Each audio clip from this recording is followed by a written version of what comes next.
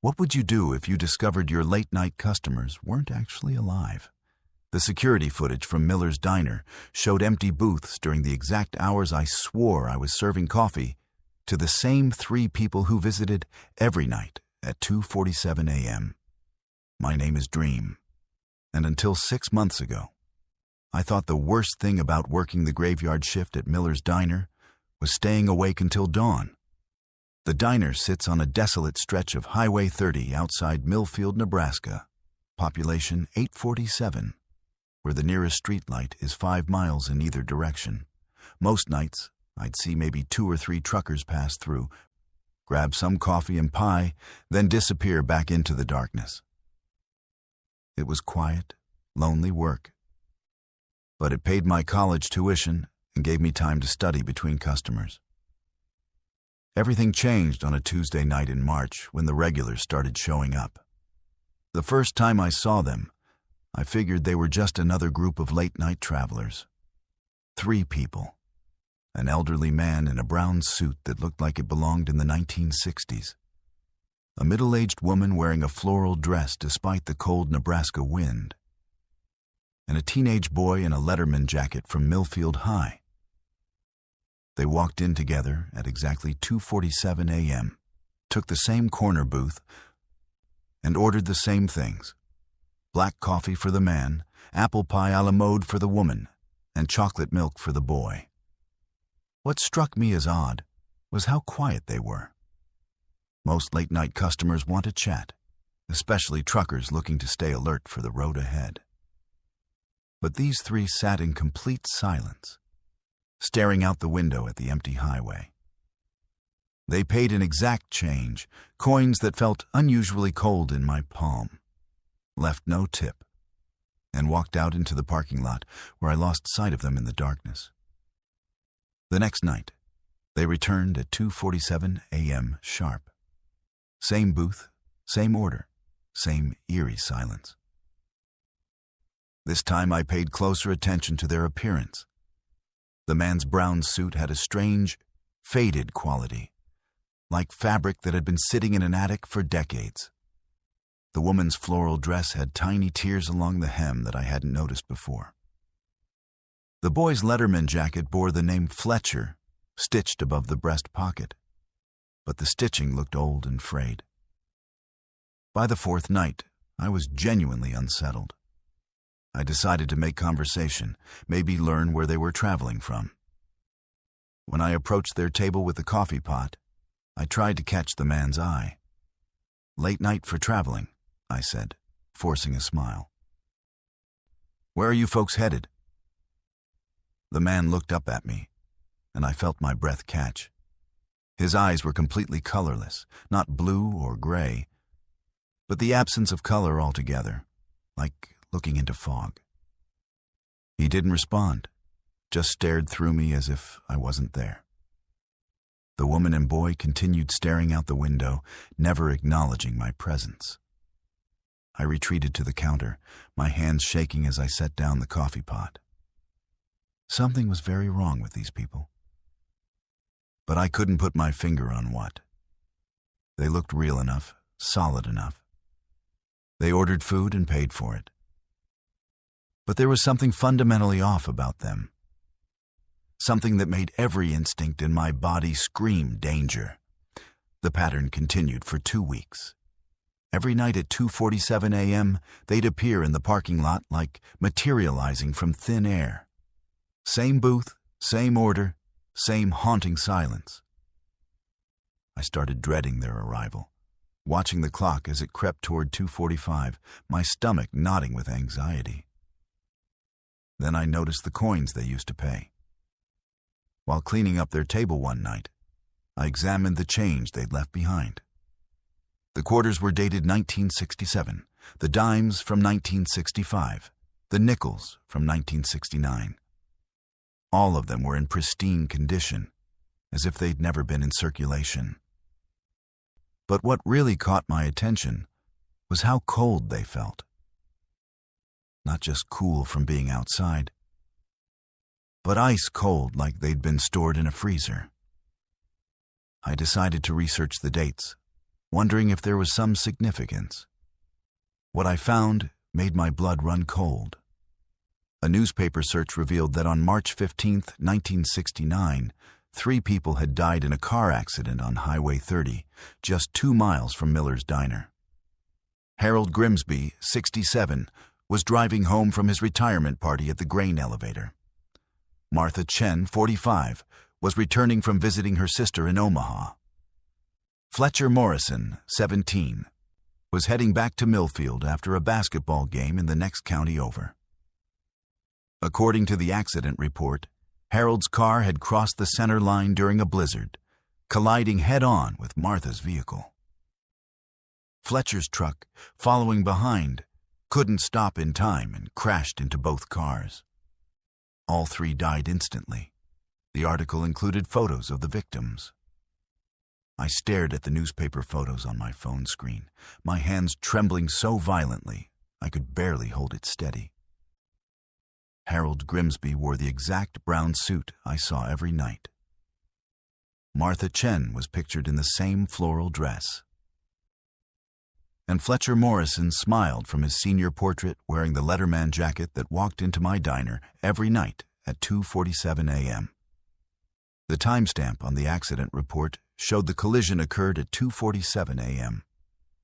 That night, I waited for them with growing terror.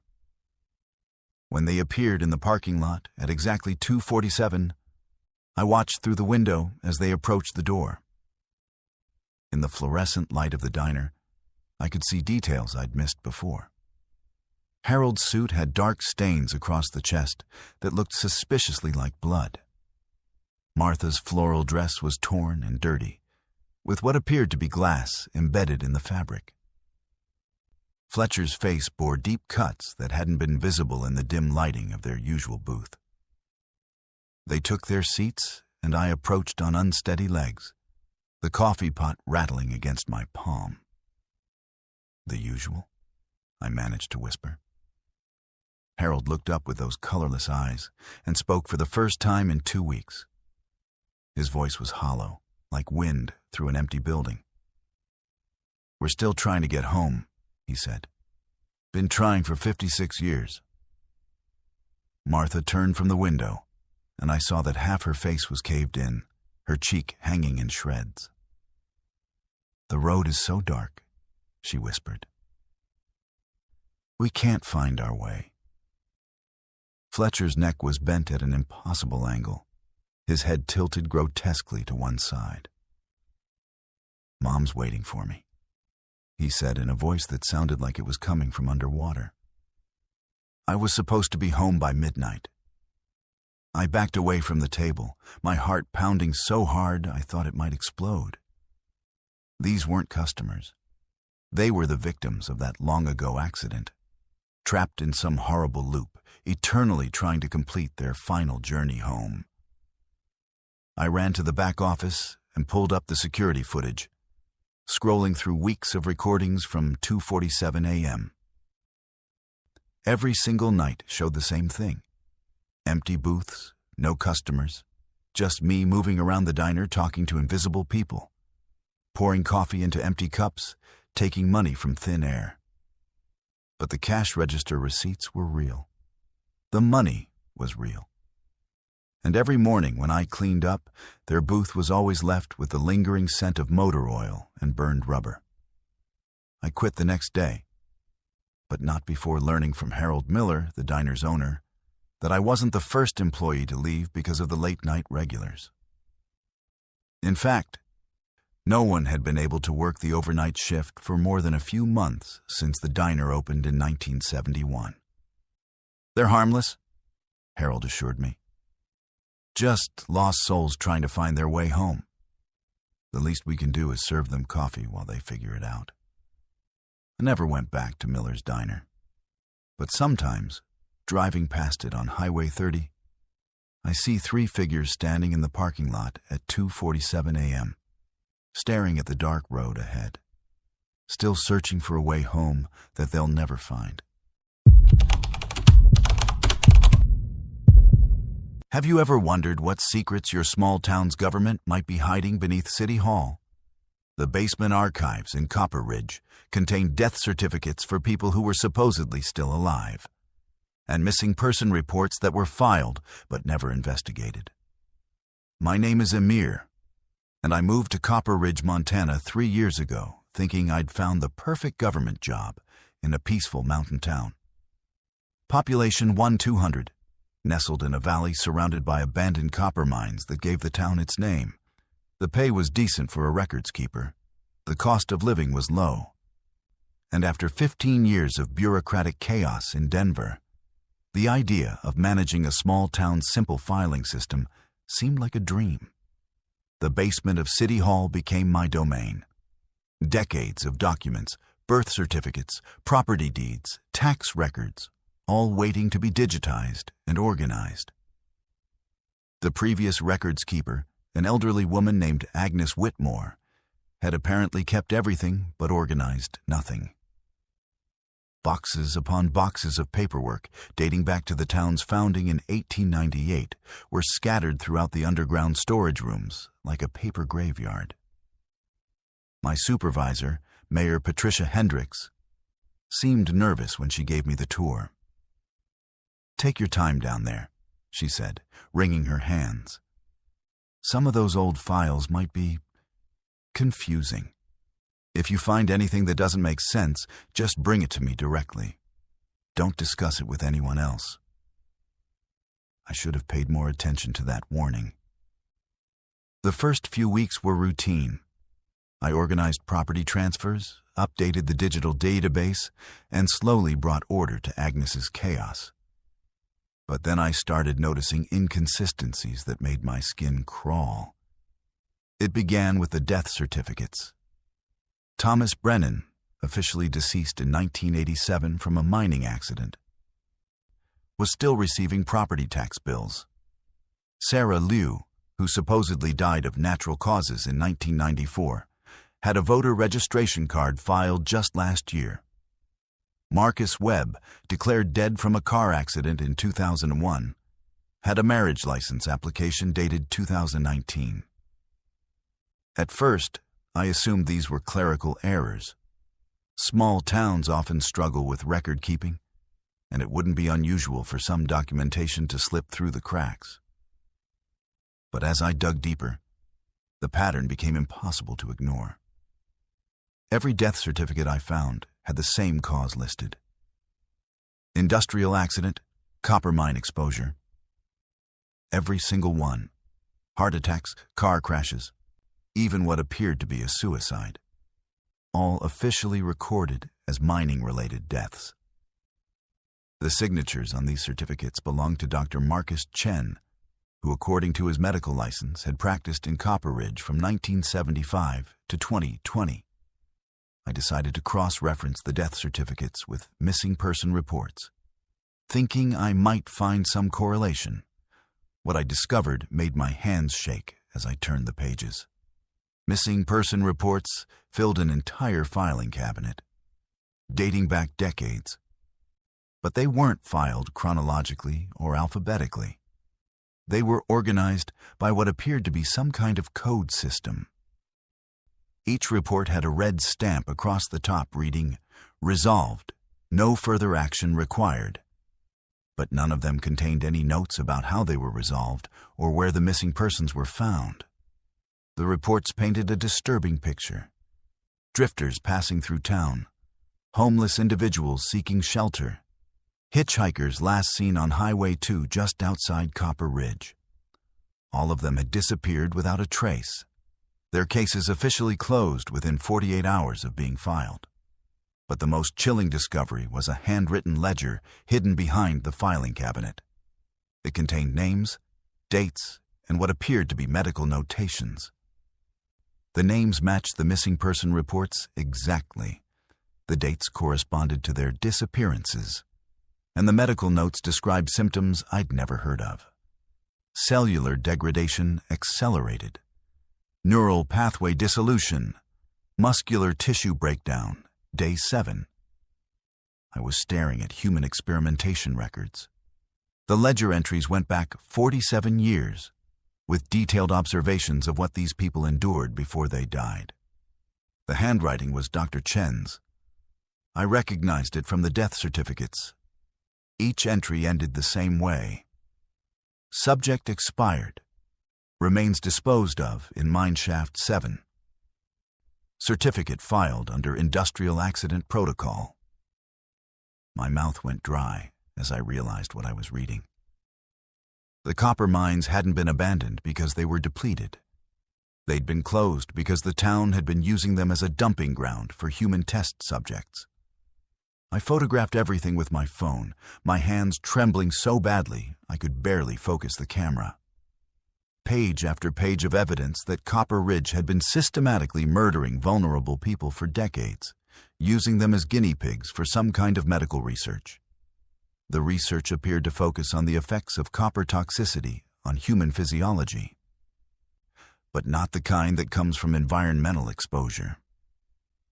These people were being deliberately poisoned with concentrated copper compounds, their deaths monitored and recorded like lab rats.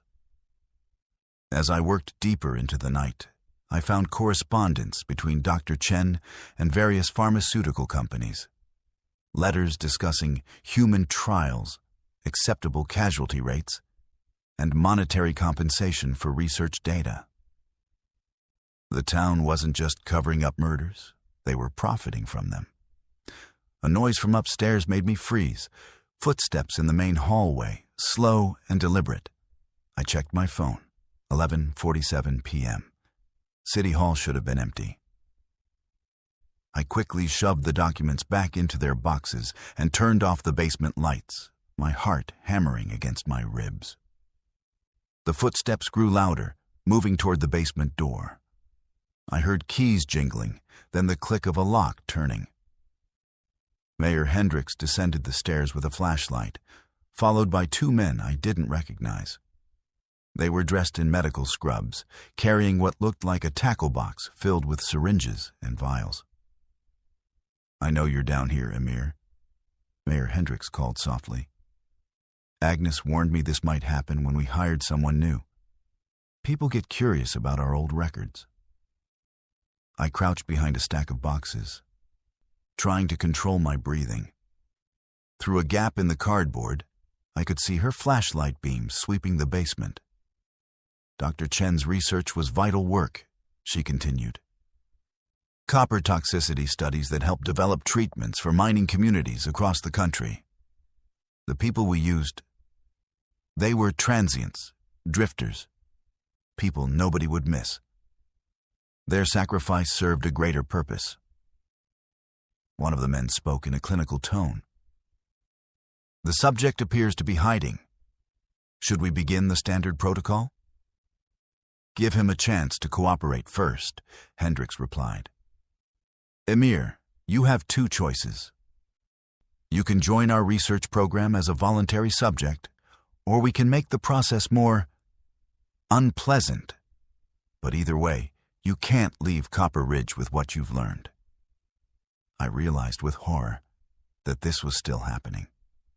Dr. Chen might have retired, but the experiments were continuing with new medical staff. I was about to become the next entry in their ledger. Moving as quietly as possible, I made my way to the back exit of the basement, a door that led to the alley behind City Hall. It was locked from the inside, but I managed to turn the deadbolt without making noise. "We know you found the files, Emir," Hendricks called. "Every records keeper eventually does. That's why the position has such high turnover." I slipped out into the alley and ran toward my car, fumbling with my keys. Behind me, I heard shouting and the sound of feet pounding up the basement stairs. I drove straight through the night, not stopping until I reached the FBI field office in Billings. The agent who took my statement seemed skeptical until I showed him the photographs on my phone. Within hours, they had a team heading to Copper Ridge. But when they arrived, City Hall's basement had been cleared out. Every box, every file, every piece of evidence had vanished. The building showed signs of a recent fire in the basement level, an electrical malfunction according to Mayor Hendricks. Dr. Chen had died of natural causes 2 days before the FBI arrived. The 2 men in medical scrubs were nowhere to be found, and Mayor Hendricks claimed the basement had contained nothing but old tax records that were destroyed in the fire. The case was eventually closed due to lack of evidence, but the FBI agent who interviewed me gave me a warning that still keeps me awake at night. There are dozens of small towns like Copper Ridge scattered across rural America. Places where people disappear and nobody asks questions. Your photographs were the closest we've ever come to proving what we've suspected for years. I never returned to Copper Ridge, but I did some research on Agnes Whitmore, the previous records keeper. She'd lasted 6 months in the job before quitting suddenly and moving to Florida. I found her obituary from last year. She died of acute copper poisoning, a condition her doctors called highly unusual for someone with no known exposure to industrial copper sources. Sometimes I wonder how many other small-town employees have stumbled onto secrets they weren't supposed to find, and whether any of them lived long enough to tell anyone about it. What if the children in your classroom started sharing memories that weren't their own? 8-year-old McKenna Jonas began speaking in the voice of her great-grandmother, recounting lynchings from 1923 that were never documented in any history book. My name is Viviana, and I thought substituting at Willowbrook Elementary would be a simple way to earn money while waiting for a permanent teaching position. The small Louisiana town sits deep in bayou country, where Spanish moss drapes ancient oak trees like funeral shrouds, and the air always carries the scent of stagnant water. Population 980, mostly Creole families whose roots stretch back generations, all connected by blood and shared secrets that outsiders like me weren't meant to understand. The principal, Mrs. Boudreau, hired me over the phone after their regular 3rd-grade teachers suffered what she called a nervous breakdown. I should have asked more questions about why someone would have a breakdown teaching 8-year-olds, but I needed the work, and small-town schools were always desperate for qualified substitutes. Willowbrook Elementary was a single-story brick building constructed in 1987, but it sat on land that had housed the town's original schoolhouse since 1889. Mrs. Boudreau gave me a hurried tour on my first morning, speaking in rapid French-accented English while checking her watch nervously. "The children are sensitive," she explained as we walked down hallways lined with cheerful artwork. "This is an old community with old ways. Sometimes they say things that might seem strange to outsiders. Just ignore anything that doesn't make sense and focus on the lesson plans." My classroom contained 18 students, all with the dark eyes and olive skin common to Creole heritage. They sat quietly at their desks, watching me with an intensity that seemed unusual for children their age. When I introduced myself and asked them to share their names, their responses were polite, but oddly formal. "My name is McKenna Jonas," said a girl with intricate braids. "I live in the yellow house where my family has lived since before the Great Burning." "I'm Briella Thibodeau," announced a boy with serious eyes. "My papa says our bloodline remembers everything, even things that happened before we were born." The other children nodded solemnly at these introductions, as if such statements were perfectly normal. I attributed their behavior to small-town culture and began the day's math lesson. But I couldn't shake the feeling that something was fundamentally wrong with the atmosphere in that classroom. The first incident occurred during silent reading time. I was grading papers at my desk when I heard McKenna Jonas speaking in a voice that definitely wasn't her own. The tone was deeper, more mature, with the cadence of someone much older. "They came at night with torches and ropes," she said, staring out the window toward the bayou. 17 souls swinging from cypress branches, while their families watched from the shadows, too terrified to scream. I looked up sharply. "McKenna, what are you reading?" She blinked and looked down at her book, a cheerful story about farm animals. "I'm sorry, Miss Viviana. Sometimes Grandmère Rose speaks through me. She wants people to remember what happened here." "Your grandmother?" I asked, confused. "Great-great-grandmother," McKenna corrected. "She died in 1924, but she never left. None of them left." The other children nodded in understanding, as if this explanation made perfect sense. I felt a chill run down my spine, but decided to redirect their attention back to reading. Over the following days, similar incidents became increasingly frequent and disturbing.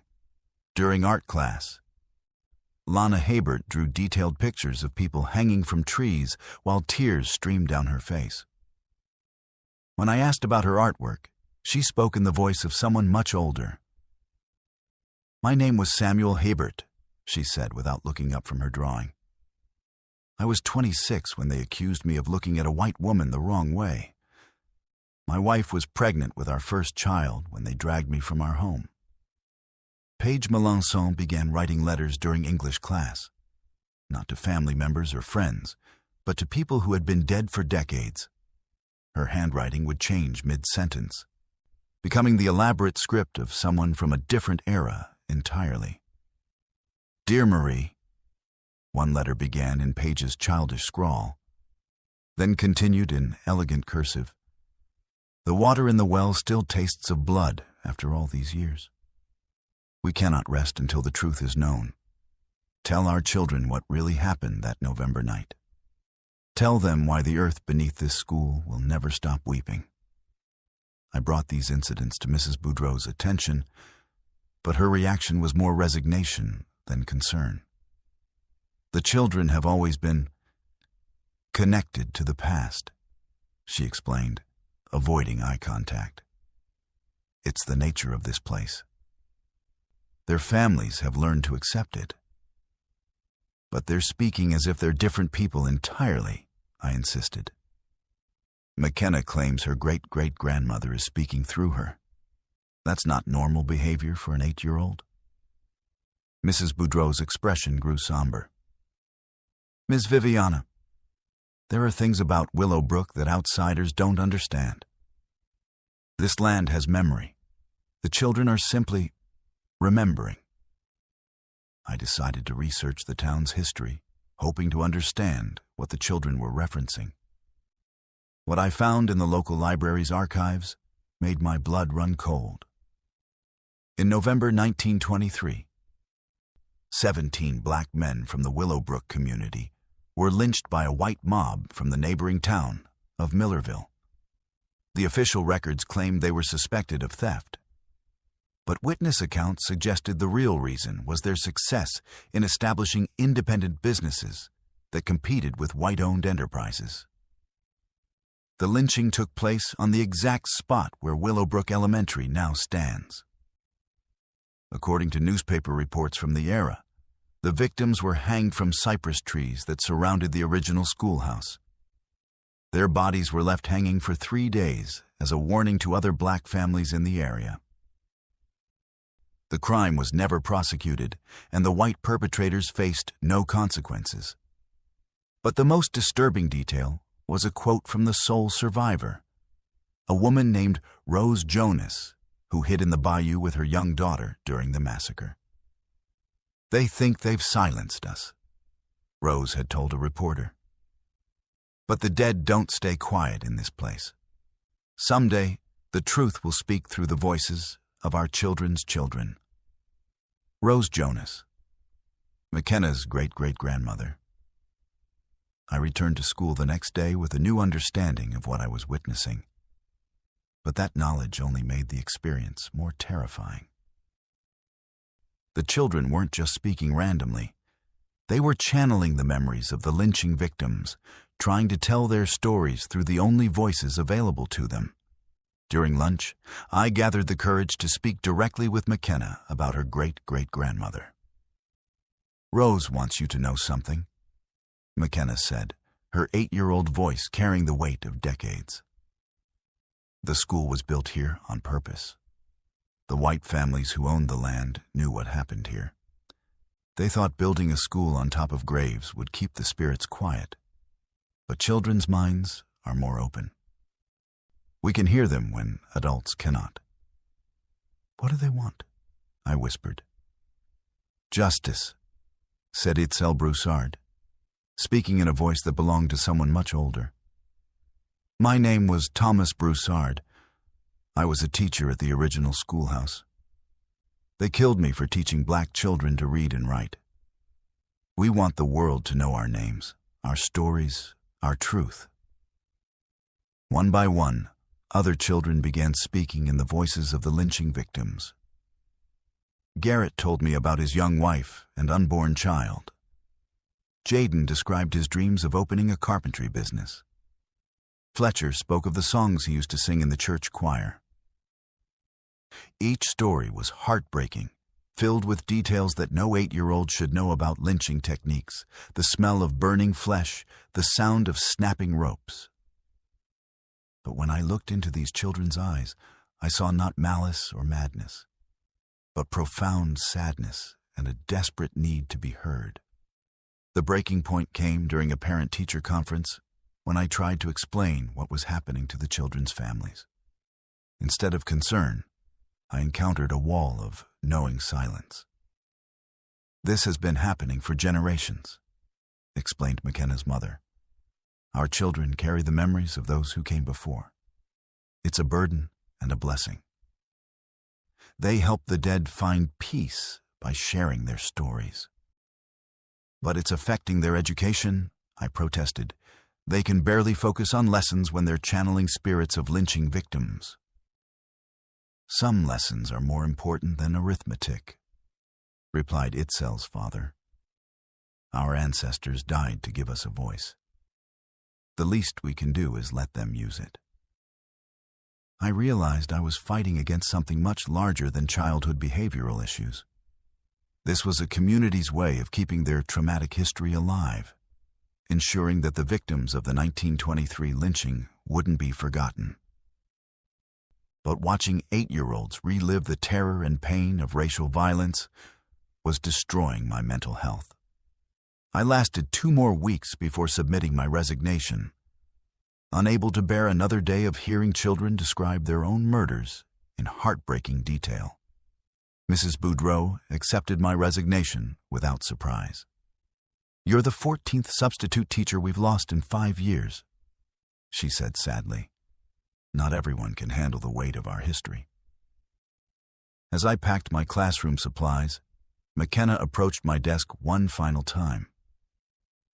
"Grandmère Rose wants to thank you for listening," she said in her own 8-year-old voice. "She says most adults try to make us stop talking about the old days. But remembering is important, even when it hurts." I never returned to Willowbrook, but I often think about those children carrying the memories of ancestors who died violently, ensuring their stories survive through generations. Sometimes I wonder if forgetting might be kinder than remembering. But then I recall Rose Jonas's words about the dead not staying quiet. In places like Willowbrook, the past refuses to remain buried, and the voices of the victims will continue speaking through their descendants until justice finally finds its way home.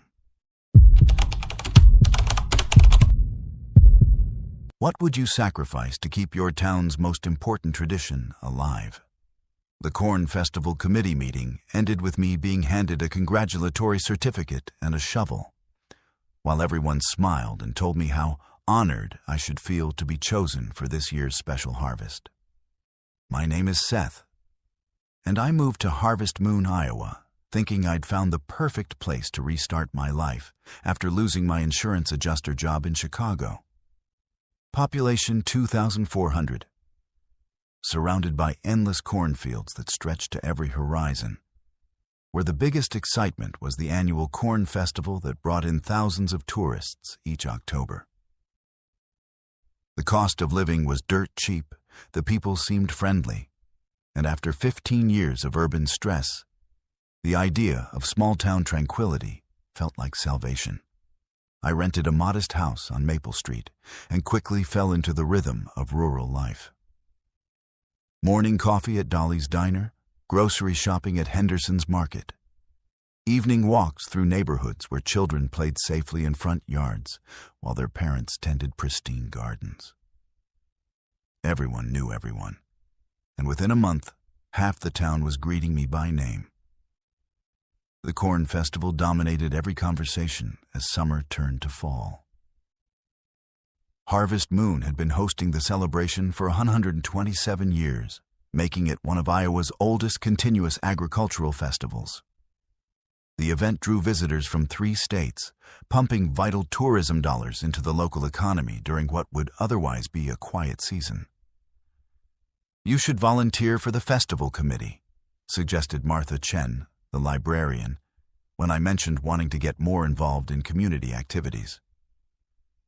"They always need fresh blood, and it's a great way to meet people." I attended my first committee meeting in September, held in the basement of the Lutheran Church. 15 locals sat around folding tables covered with festival planning documents, their faces lit by harsh fluorescent lighting that cast strange shadows on the wood-paneled walls. "We're so pleased to have a newcomer joining us," announced Committee Chair Harold Grimsby, a retired farmer whose family had helped found the festival in 1897. "Fresh perspective is exactly what we need to keep our traditions alive." The meeting covered typical festival logistics: vendor permits, parking arrangements, security protocols, entertainment scheduling. But I noticed subtle undercurrents in their conversations that made me uncomfortable. Whispered references to the selection process, meaningful glances exchanged when discussing harvest requirements, and an odd emphasis on how this year's festival needed to be especially successful. "Seth," Harold said as the meeting wound down, "we'd like you to take on a special role this year, something really important to the festival's success." The other committee members nodded enthusiastically, their smiles not quite reaching their eyes. "What kind of role?" I asked.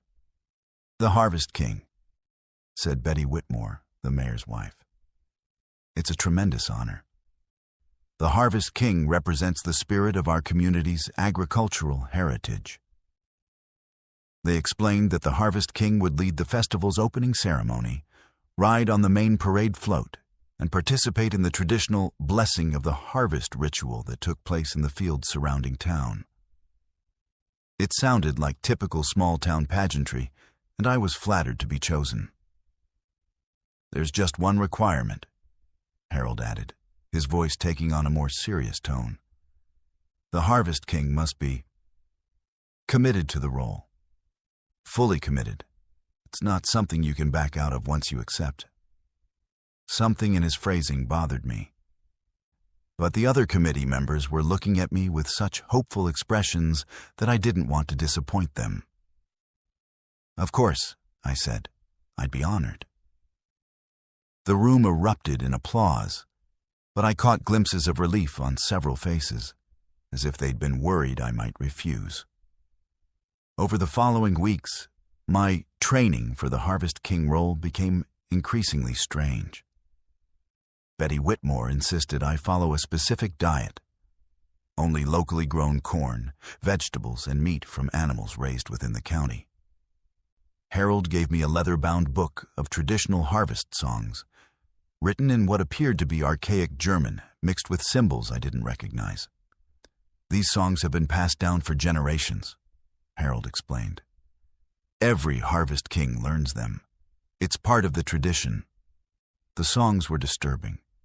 They spoke of blood nourishing the earth, of sacrifice ensuring abundant harvests, of appeasing ancient spirits that demanded payment for their protection of the crops.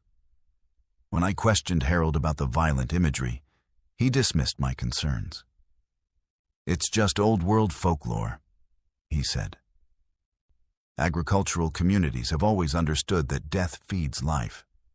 The corn dies so we can live. We honor that cycle. As the festival approached, I noticed other oddities around town. Hardware stores sold out of rope and shovels. The local church held nightly services that I wasn't invited to attend. Longtime residents avoided making eye contact when they saw me, while newcomers like myself received extra attention from shopkeepers and neighbors. 3 days before the festival, I discovered a room in the town library that wasn't on any floor plan. Hidden behind a false wall in the basement, it contained historical documents about previous Harvest Kings dating back to 1897. What I read made my hands shake so violently I could barely turn the pages.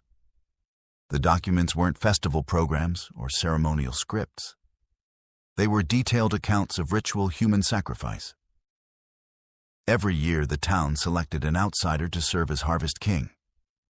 The chosen individual would lead the festival celebration, then be taken to a field outside town where they would be killed and buried beneath the corn. Their blood was believed to ensure the following year's harvest would be abundant, protecting the community from crop failure and economic disaster. The records showed that it had worked. Harvest Moon had never experienced a failed harvest in 127 years. While neighboring communities struggled with drought, disease, and market fluctuations, Harvest Moon's corn consistently produced record yields. Each Harvest King had been carefully selected, always an outsider with no local family ties, usually someone experiencing life difficulties who wouldn't be quickly missed. The town would spend months building relationships with their chosen victim, making them feel welcome and valued before leading them to slaughter. I read account after account of men who had arrived in Harvest Moon seeking fresh starts, only to end up as fertilizer for the community's crops. Insurance salesmen, traveling merchants, drifters, unemployed workers, all of them eventually filling unmarked graves in farmers' field, while the town celebrated another successful harvest. The most recent entry was from last year. James Patterson, age 34, unemployed electrician from Minneapolis, relocated to Harvest Moon in June. Selected as Harvest King August 15th. Ritual completed October 12th. Burial location, Section 7, Row 12. Corn yield increased 23% over previous year. I was this year's James Patterson. Racing home, I threw belongings into suitcases while planning my escape route. But when I opened my front door, Harold Grimsby was standing on my porch with 6 other committee members. "Going somewhere, Seth?" Harold asked pleasantly. "The festival starts tomorrow. The Harvest King can't miss his own celebration." "I know what you're planning," I said, my voice barely steady. "I found the records in the library." Harold's smile never wavered. "Of course you did. We left them there for you to find." Part of the tradition is that the Harvest King understands the importance of his sacrifice. It makes the ritual more meaningful. The other men moved closer, blocking any path of escape. "You can't just murder people," I protested. "This is insane." "We've been preserving this community for over a century," Betty Whitmore said, appearing behind the group. "One life feeds thousands. One death prevents famine. It's the most noble sacrifice a person can make." "No one will look for you," added Tom Henderson from the market. "You told everyone you were starting fresh, leaving your old life behind. Your disappearance will seem perfectly natural." They were right. I deliberately cut ties with my previous life when I moved to Harvest Moon. No family, few close friends, no job requiring my presence. I was the perfect victim. "The festival must go on," Harold said firmly, "with or without your cooperation. But it would be better for everyone if you played your role willingly." I spent that night locked in the church basement while the town prepared for the festival. Through the small window, I could see families setting up booths, hanging decorations, preparing for what they genuinely believed was a celebration worth killing for. The next morning, they dressed me in elaborate ceremonial robes and led me through the festival crowds. Thousands of tourists cheered as I rode the parade float, completely unaware they were applauding a man being led to execution. The festival was genuinely magical. Live music, incredible food, games and crafts that showcased the best of rural Iowa culture. Children laughed and played while their grandparents shared stories of previous celebrations. It was everything a small-town festival should be, except for the human sacrifice scheduled as the grand finale. As evening approached, Harold guided me toward Farmer's Field, where a crowd of locals had gathered around a freshly dug grave. "Any last words?" Harold asked, almost gently. I looked at the faces surrounding me. People who had welcomed me, fed me, included me in their community.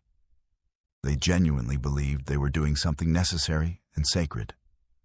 "I hope it works," I said finally. "I hope your corn grows tall."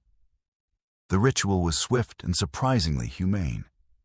They used a sedative before the final act, explaining that fear and pain would taint the sacrifice's effectiveness. As consciousness faded, I heard Harold speaking the ancient harvest songs, felt warm soil being shoveled over my body, and saw stars appearing in the darkening sky above Iowa's endless cornfields. The next year's harvest was the most abundant in Harvest Moon's history. What if your hobby revealed truths that were meant to stay hidden? The photographs I developed in my darkroom showed figures standing in windows of abandoned buildings, rituals being performed in empty fields, and faces of people who had been missing for years, none of which were visible when I actually took the pictures. My name is Elaine, and I moved to Pine Valley, Oregon, with nothing but a camera, some basic photography equipment, and dreams of documenting authentic small-town America. At 19, I thought I was embarking on an artistic journey that would launch my career as a photojournalist. Pine Valley seemed perfect for my project. Population 1,850, nestled in the Cascade Mountains, economically devastated by the closure of the lumber mills, but still clinging to a rustic charm that hadn't been commercialized by tourism. The town's main street looked like a movie set from the 1950s, complete with a classic diner, an old-fashioned barbershop, and storefronts with hand-painted signs advertising businesses that had been family-owned for generations. But beneath that Norman Rockwell exterior, I sensed something darker. Boarded-up shops, too many empty houses, and residents who watched strangers with suspicious eyes. I rented a small apartment above Murphy's hardware store and converted the bathroom into a makeshift darkroom. Digital photography was taking over the industry, but I preferred working with film. There was something magical about watching images slowly emerge in the developer solution, revealing details that weren't always apparent through the camera's viewfinder. My first few weeks in Pine Valley were spent photographing obvious subjects: the weathered facades of abandoned buildings, elderly residents sitting on front porches, children playing in the town park. Standard documentary photography that captured the melancholy beauty of economic decline. But when I developed those initial rolls of film, I noticed strange anomalies that made my skin crawl. In a photograph of the empty Cascade lumber mill, shadowy figures appeared to be standing in the upper floor windows, despite the building being locked and supposedly abandoned for 15 years.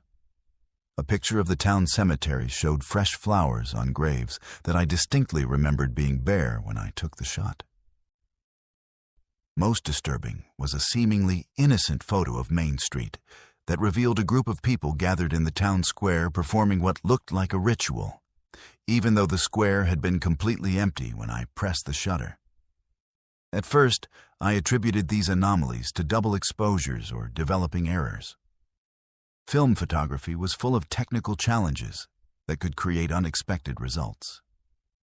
But as I continued documenting Pine Valley over the following weeks, the mysterious additions to my photographs became more frequent and increasingly disturbing. A picture of the old Presbyterian church showed candles burning in every window, casting an eerie glow that definitely hadn't been present during the day I photographed it. Images of the surrounding forest revealed clearings where groups of people appeared to be conducting ceremonies around large fires, despite my having hiked those exact areas and finding them completely undisturbed. The most unnerving discovery came when I was developing photographs of local residents. Mrs. Henderson, who ran the town's only remaining grocery store, appeared in her portrait with her eyes completely black, as if they'd been burned out from the inside. Sheriff Malloy, who had been friendly and helpful when I'd introduced myself, showed up in his photograph with what appeared to be blood covering his hands and uniform, though he'd been perfectly clean when I took his picture. I began keeping detailed notes about when and where each photograph was taken, comparing them with what actually appeared in the developed images. The pattern that emerged made me question my own sanity. Every photograph I took in Pine Valley revealed hidden activities that weren't visible to the naked eye.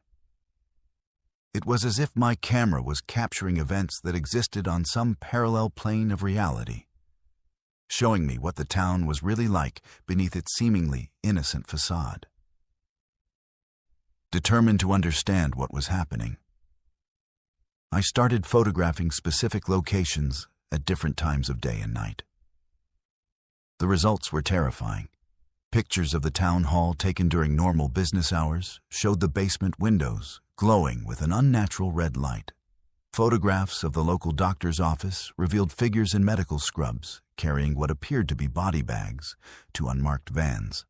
Images of the elementary school captured children standing in perfect formations in the playground, their faces obscured by shadows that formed strange geometric patterns. But the most horrifying discovery came when I developed a roll of film from the Pine Valley Community Center, where I'd attended a seemingly innocent town meeting about tourism development. The photographs showed the same meeting I'd witnessed. Residents sitting in folding chairs, discussing ways to attract visitors to boost the local economy. But superimposed over this normal scene were images of the same people wearing hooded robes, surrounding what appeared to be an altar covered in symbols I didn't recognize. I realized my camera was somehow capturing the true nature of Pine Valley's residents, revealing activities that existed alongside their mundane daily routines but remained invisible to ordinary perception. Desperate for answers, I decided to confront someone about what I was seeing. I chose Sonny Carpenter, a local artist who seemed more open-minded than most residents and had been friendly during our previous interactions. When I showed Sonny the photographs, her reaction confirmed my worst fears. "You need to stop taking pictures," she said, her voice trembling as she stared at images of hooded figures performing rituals in locations around town. "They don't like being documented."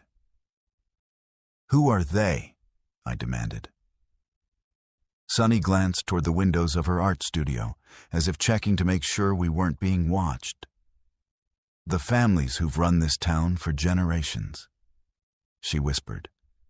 Pine Valley didn't decline because the lumber industry collapsed. It declined because the people in power wanted it that way. Fewer outsiders, less scrutiny, more control over the population that remained. She explained that Pine Valley's economic problems were deliberately orchestrated by a group of influential families who had been practicing occult rituals for over a century. The empty buildings, the closed businesses, the exodus of younger residents. All of it was designed to create the perfect environment for their activities. They used the town as their personal domain. Sonny continued. The remaining residents are either part of their group or too afraid to leave. They've been conducting experiments, rituals, things that would be impossible in a more populated area. What kind of experiments? I asked, though I wasn't sure I wanted to know. People go missing, she said. Travelers passing through, new residents who ask too many questions, anyone who threatens their control. The official story is always that they moved away or had accidents. But the truth is much worse. Sunny pulled out a folder containing newspaper clippings dating back decades. Headlines about mysterious disappearances, unexplained accidents, and sudden departures of people who had seemed happy and settled in Pine Valley. Your camera is capturing their real activities, she explained. Somehow, it's seeing through whatever supernatural influence they use to hide their true nature from ordinary perception. I stared at my photographs with new understanding. The hooded figures, the ritual gatherings, the blood-covered officials. These weren't supernatural anomalies or camera malfunctions. They were documentary evidence of an ongoing conspiracy that had been operating in Pine Valley for generations. "Why are you telling me this?" I asked. "Hey, because they know about your photographs," Sunny said. "And they're planning to do something about it." As if summoned by her words, we heard vehicles pulling up outside the art studio. Through the window, I saw Sheriff Malloy and several other men I recognized from my photographs approaching the building. "Back exit," Sunny hissed, grabbing my arm. "Take your camera and negatives and get out of town. Don't stop driving until you reach Portland." I gathered my photography equipment while Sunny stalled the men at her front door, claiming she hadn't seen me all day.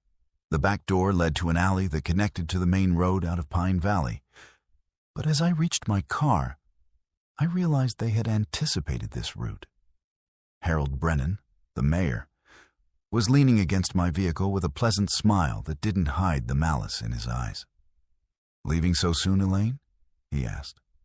"But you haven't finished your photographic project." "We were hoping you'd document our upcoming harvest celebration."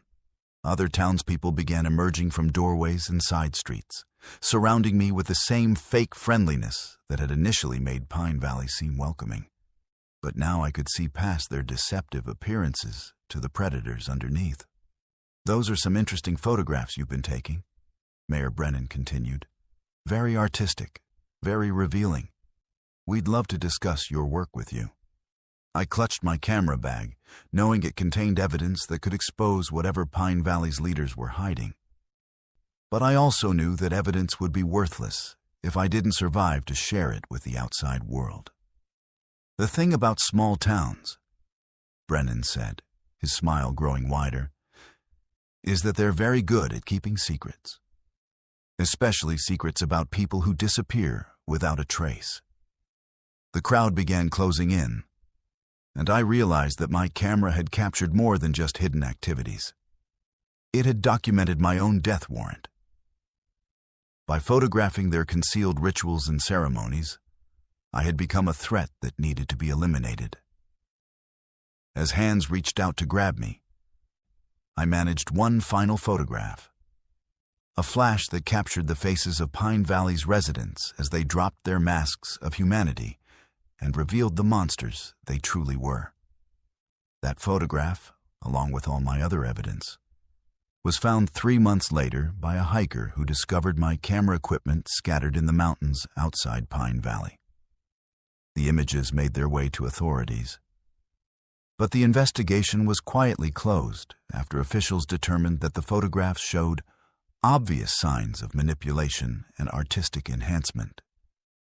Pine Valley continues to exist, slowly decaying on the surface while hosting activities that would horrify anyone brave enough to see past their carefully constructed facade. Sometimes I wonder how many other small towns harbor similar secrets, protected by isolation and the natural human tendency to dismiss uncomfortable truths as impossible. My photographs prove that reality isn't always visible to the naked eye, and that some truths can only be captured by accident, revealed by technology that sees more than we intended it to see. How well do you really know what's coming out of your tap? The water quality reports I discovered in Clearwater Falls showed chemical compounds that don't exist in nature, designed specifically to alter human brain chemistry and suppress the formation of long-term memories. My name is Saul, and at 52, I thought I'd found the perfect semi-retirement job as a water quality inspector in Clearwater Falls, New Hampshire. After 30 years of dealing with environmental disasters and contamination crises in major cities, the idea of monitoring a pristine mountain town's water supply seemed like a peaceful way to wind down my career. Population 3,200, nestled in the White Mountains, famous for its crystal-clear springs and streams that had been featured in countless tourism brochures promoting nature's purest water. The job interview was conducted over the phone by town manager Patricia Wells, who explained that their previous water inspector had retired suddenly, and they needed someone with my experience to maintain their excellent safety record. The pay was surprisingly generous for such a small community, and the work seemed straightforward: routine testing, filing reports with state agencies, and ensuring that Clearwater Falls maintained its reputation for having some of the cleanest drinking water in New England. I rented a cabin on the outskirts of town and reported to the water treatment facility on my first Monday morning. The plant was modern and well-maintained, operated by Chief Engineer Marcus Chen, a soft-spoken man in his 40s who had been managing the facility for over a decade. "The water practically treats itself," Marcus explained during my orientation tour. "Our source is a natural underground spring system that's been feeding this valley for thousands of years. We mainly just monitor flow rates and chlorination levels." The facility seemed exactly as advertised: clean, efficient, and staffed by professionals who took pride in their work. The treatment process was minimal, consisting of basic filtration and standard disinfection protocols. Everything appeared completely normal. But during my first week of routine testing, I discovered anomalies that made absolutely no sense. The water samples contained trace amounts of compounds that shouldn't exist in any natural water source: complex pharmaceutical molecules, synthetic neurotransmitter inhibitors, and chemical structures that I'd never encountered in 25 years of environmental science. The concentrations were incredibly low, barely detectable even with sophisticated testing equipment. But they were definitely present. When I brought these findings to Marcus Chen, his reaction was surprisingly dismissive. "Those readings are probably equipment contamination," he said without looking at my test results. "The state inspectors test our water quarterly and have never found anything unusual. Maybe the lab equipment needs recalibration." But I knew my equipment was functioning properly. I'd tested control samples from bottled water and nearby streams, and they showed no trace of these mysterious compounds. The contamination was specific to Clearwater Falls' municipal water supply. I decided to conduct more extensive testing, collecting samples from different points in the distribution system over several weeks. The results painted a disturbing picture. The unusual compounds were being introduced at the treatment plant itself, added to the water in carefully measured doses before it reached residents' homes. Even more troubling was the discovery that these chemicals weren't randomly distributed.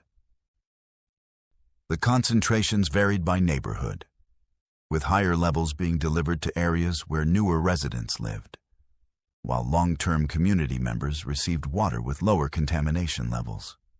I researched the molecular structures I'd identified using databases of pharmaceutical compounds and experimental drugs. What I found made my hands shake as I read the technical specifications. The chemicals in Clearwater Falls' water supply were designed to affect human memory formation and cognitive function.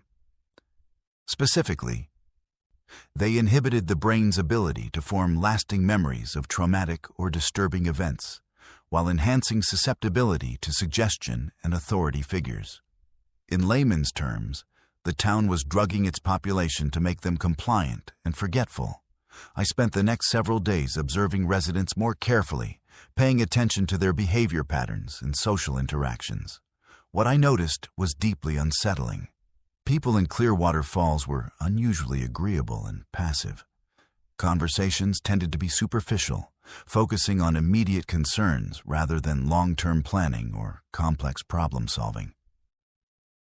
Residents seemed genuinely happy, but in a vague, unfocused way that reminded me of patients on mild psychiatric medications.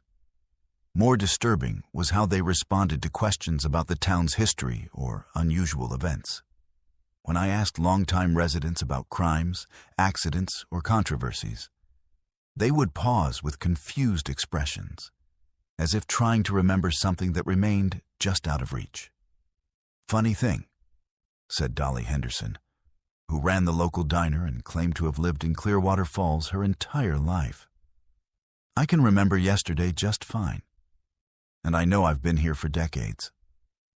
But when I try to think about specific events from the past, everything seems kind of fuzzy." Other residents expressed similar experiences. They knew they had histories in the town, but couldn't recall details about significant events, conflicts, or changes that had occurred over the years. Their memories seemed limited to pleasant, routine activities, while anything potentially disturbing had been chemically erased. I realized I was witnessing the results of long-term pharmaceutical manipulation of an entire community's cognitive function. Determined to understand the scope of this operation, I broke into the water treatment facility after hours to examine records that weren't accessible during normal business hours. What I found in Marcus Chen's locked office was evidence of a decades-long experiment in population control. Files dating back to 1987 detailed the gradual introduction of memory-suppressing compounds into Clearwater Falls' water supply. The project was funded by a pharmaceutical company called Meridian Labs, which was conducting research on community-scale behavioral modification using unwitting human subjects. The town's leadership, mayor, police chief, school superintendent, and other key officials, were all aware of the experiment and received regular payments for their cooperation. They also received uncontaminated water delivered to their homes, protecting them from the cognitive effects that were being imposed on the general population. The research files contained detailed psychological profiles of residents, tracking how different chemical combinations affected memory formation, emotional stability, and social compliance. The scientists running the experiment had been refining their formulas for over 30 years, using the people of Clearwater Falls as laboratory rats. But the most horrifying discovery was a section labeled Incident Management. It contained reports of events that had been chemically erased from residents' memories. Industrial accidents that killed workers, mysterious disappearances of people who asked too many questions, and cover-ups of crimes committed by officials who knew their victims wouldn't remember the details. According to these records, my predecessor hadn't retired. He had discovered the contamination scheme and been murdered, his death staged to look like a hiking accident. His replacement, me, had been carefully selected based on psychological profiling that suggested I would be less likely to investigate unusual findings. They had miscalculated. As I photographed the incriminating documents with my phone, I heard vehicles pulling up outside the treatment facility. Through the window, I saw Sheriff Jameson and several other men approaching the building with flashlights and what appeared to be medical equipment. I quickly finished documenting the evidence and attempted to leave through a rear exit, but found Marcus Chen waiting for me with a syringe in his hand. "I'm sorry, Saul," he said, his voice carrying genuine regret. "You seem like a decent man, but you've discovered something that threatens the safety and stability of this entire community." "You're poisoning thousands of people?" I said, backing away from him. We're protecting them, Marcus replied. Do you know what this town was like before the water treatment program? Crime, depression, suicide, domestic violence, all the problems that plague communities when people dwell on traumatic memories and negative experiences. We've created a peaceful, happy society by helping residents focus on the present instead of being haunted by the past. Other men entered the building, surrounding me with the calm efficiency of people who had performed this routine many times before. The chemical compounds are completely safe, continued Marcus. No physical side effects, no permanent damage. People just live happier lives when they're not burdened by painful memories. What about free will? I demanded. What about the right to make informed decisions about your own life? Free will is overrated, said Sheriff Jameson. Most people are miserable when left to their own devices. We've eliminated that misery. They injected me with a sedative that made my limbs feel like lead. As consciousness faded, I heard them discussing how my accidental death would be staged and what story would be told to explain my disappearance. But they made one crucial mistake. Before entering the treatment facility, I had uploaded all the incriminating documents to a secure cloud storage account and sent copies to journalists, federal investigators, and environmental protection agencies. The evidence I'd gathered would survive, even if I didn't. I regained consciousness in a hospital bed in Boston, 3 days after being found unconscious on a hiking trail outside Clearwater Falls. The official story was that I'd suffered a medical emergency while exploring the mountains. But the doctors who treated me found traces of powerful pharmaceuticals in my bloodstream that were inconsistent with any known medical treatment. The evidence I'd uploaded sparked a federal investigation that eventually exposed the contamination scheme. Meridian Labs was shut down, its executives prosecuted for conducting illegal human experimentation. The town officials who had participated in the cover-up were arrested, and Clearwater Falls' water supply was thoroughly decontaminated. But the most disturbing aspect of the case was how the residents reacted to learning the truth about their situation. Many of them were angry, not at the officials who had been drugging them for decades, but at the investigators who had ended the program. I was happy, one woman told reporters. For the first time in my life, I wasn't anxious or depressed or worried about things I couldn't control. Now all those feelings are coming back, and I don't know how to handle them. Some residents actually petitioned to have the chemical treatment restored, arguing that ignorance had been preferable to the harsh realities of unfiltered memory and emotion. The case raised uncomfortable questions about the nature of happiness, the value of truth, and whether people have the right to live in chemically induced bliss if they choose to do so. I never returned to water quality inspection, but I still think about Clearwater Falls and wonder how many other communities might be conducting similar experiments, manipulating their populations in ways too subtle to detect. Sometimes the most dangerous contamination isn't the kind that makes you sick. It's the kind that makes you forget you were ever in danger at all. What if the vintage items you're buying came with more than just history? The antique music box I inherited from my grandmother's shop played a melody that summoned the spirit of a Victorian-era child who had been murdered by her own family. And she wasn't the only ghost attached to the items in my collection. My name is Elodie, and at 41, I thought inheriting Grandmother Rose's antique shop in Millbrook, Vermont, would be a peaceful career change after years of corporate stress in Boston. The shop sat on Main Street in the heart of this picturesque tourist town, population 2,800, where fall foliage brought thousands of visitors seeking authentic New England charm and genuine antiques with interesting provenance.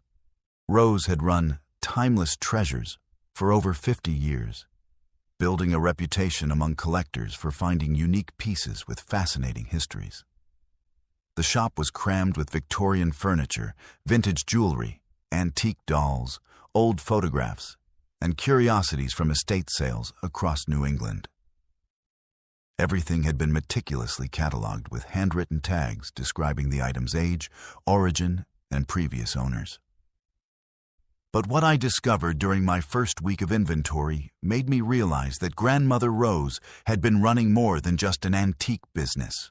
Hidden in her office safe was a leather-bound journal containing detailed records of every item in the shop, but not the kind of information you'd expect from a typical antique dealer. Instead of purchase prices and profit margins, Rose had documented supernatural activity associated with each piece. The Victorian music box that played Fur-Elise was noted as haunted by Emma Whitmore, age 8, murdered 1887. Manifests between 2 to 4 a.m., seeks justice for family cover-up. A Civil War-era photograph of a Union soldier was labeled, contains spirit of James Morrison, died Gettysburg, 1863. Appears in reflective surfaces, warns of impending danger.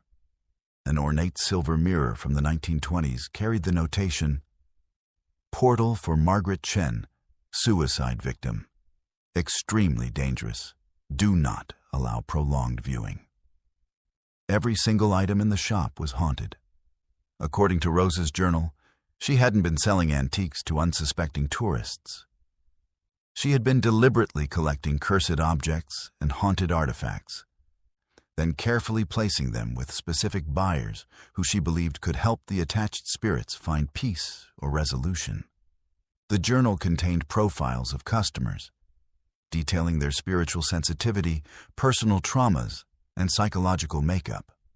Rose had been matching tormented souls with people she thought could provide the help these spirits needed, using her antique business as cover for what appeared to be a supernatural counseling service. But some entries in the journal were far more disturbing. Certain items were marked as containment, do not sell, with warnings about malevolent entities that posed genuine danger to anyone who came in contact with them. These pieces were stored in a basement room I hadn't discovered during my initial exploration of the building. Curiosity overcoming caution, I found the basement entrance hidden behind a bookshelf in Rose's office. The narrow stairs descended into a climate-controlled chamber that felt like stepping into a morgue. The temperature was at least 20 degrees colder than the rest of the building, and the air had a quality that made every breath feel labored and unpleasant. The basement contained approximately 30 items arranged on metal shelving with precise spacing between each piece. Unlike the cheerful clutter of the main shop, these objects were isolated and marked with symbols I didn't recognize. Each had a detailed warning card describing the supernatural threat it contained. A porcelain doll from the 1890s was labeled, Vessel for Lilith Brennan, age 6. Died of deliberate poisoning by governess. Violent manifestations, attempts to harm children, never removed from salt circle. The doll sat in the center of a perfectly drawn circle made from what appeared to be sea salt, its glassy eyes staring with an intensity that made my skin crawl. An antique wedding dress from the 1920s hung on a mannequin with a card reading, worn by Sarah Morrison at forced marriage ceremony. Murdered on wedding night by abusive husband, seeks to prevent other weddings, has caused 3 divorces and 2 deaths. Extreme caution. The dress moved slightly in the still air, as if being worn by an invisible bride. But the most terrifying item was a simple wooden rocking chair, with a warning that made my hands tremble. Property of the Harvest Moon cult, used in ritual sacrifices, 1897-1923.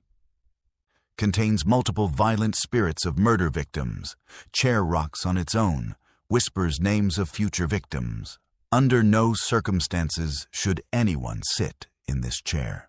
I realized that Rose had been running a supernatural containment facility disguised as an antique shop, protecting the community from dangerous haunted objects while helping benevolent spirits find resolution through carefully selected customers. But now, she was gone, and I had no idea how to continue her work. Over the following days, I experienced increasingly disturbing supernatural activity throughout the building. The music box played its haunting melody at random times, always followed by the sound of a child crying somewhere in the walls. Mirrors reflected figures that weren't physically present in the room. Items moved on their own, rearranging themselves in patterns that seemed to carry messages I couldn't decipher. The journal revealed that Rose had been part of a generational tradition. Her grandmother had started the practice in the 1920s, collecting cursed objects and haunted artifacts to prevent them from causing harm in the broader community. Each generation of women in our family had inherited both the business and the responsibility of managing these supernatural threats. But Rose's final entry in the journal was dated just 3 days before her death. Elodie shows no signs of the sight. She cannot see or hear the spirits that speak to me daily. I fear what will happen to the containment protocols when I am gone. The malevolent entities in the basement are growing stronger, feeding off each other's energy. Without proper management, they could break free and terrorize Millbrook. I was the first person in 4 generations who lacked the psychic sensitivity necessary to safely manage the haunted collection. As if responding to Rose's fears, the supernatural activity intensified dramatically over my second week in the shop. The basement door, which I had locked with 3 deadbolts, was found standing wide open each morning. Items from the containment area began appearing in the main shop, their salt circles broken and their protective barriers disrupted. The porcelain doll appeared on the main sales floor one morning, sitting in a child-sized rocking chair with fresh tears streaming down its painted cheeks. When I tried to return it to the basement, it became so heavy I couldn't lift it, and its eyes began following my movement around the room. The antique wedding dress manifested upstairs wearing itself, walking through the shop like an invisible bride preparing for a ceremony that would never come. Customers fled in terror when the dress approached them, though most couldn't explain exactly what had frightened them so badly. But the most dangerous development was that the cult rocking chair had somehow moved itself to the front window display, where it rocked gently back and forth while tourists photographed it from the sidewalk. I could hear it whispering names in a voice too soft to understand, but definitely malevolent in intent. I called the local priest, hoping religious intervention might help contain the supernatural chaos. But Father Mackenzie took one look at the basement collection and refused to enter the building again. "Your grandmother was dealing with forces beyond my understanding," he explained from the safety of the sidewalk. "These aren't simple hauntings that can be blessed away. These are tormented souls bound to objects through trauma, violence, and occult practices.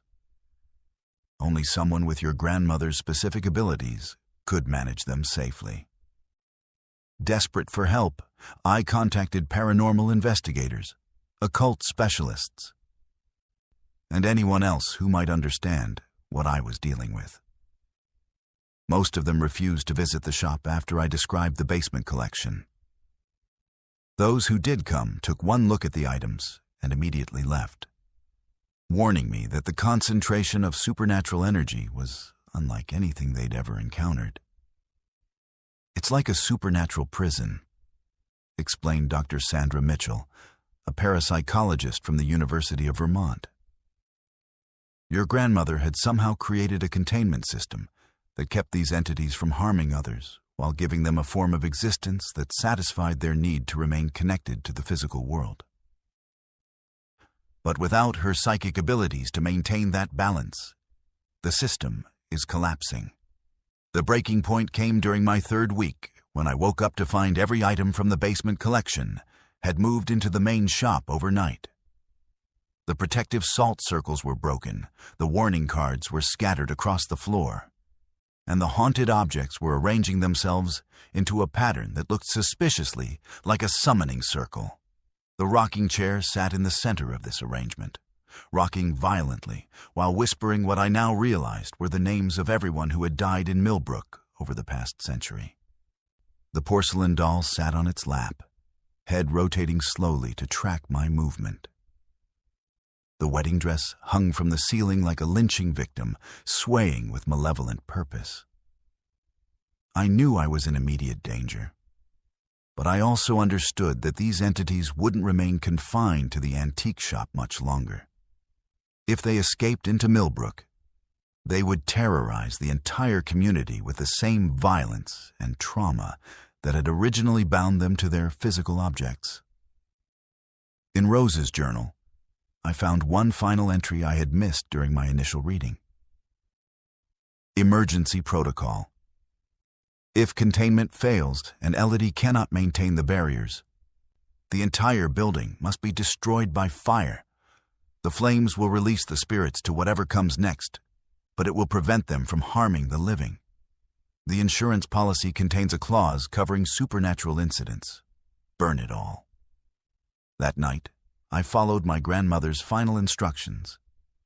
The antique shop burned completely to the ground, taking with it decades of supernatural containment and 4 generations of family responsibility. As the flames consumed Rose's lifework, I heard voices in the smoke. Dozens of them, some angry, some grateful, all finally free from their earthly prisons. The fire department ruled it an electrical malfunction, and I never told anyone the truth about what had really happened in that basement. Sometimes I wonder if I made the right choice, or if there were other options I should have explored. But walking through Millbrook now, seeing families with children playing safely in the town square, I know that some responsibilities are too dangerous to inherit, and some family traditions are too deadly to continue. The spirits are at peace now, one way or another, and that's what Rose would have wanted most.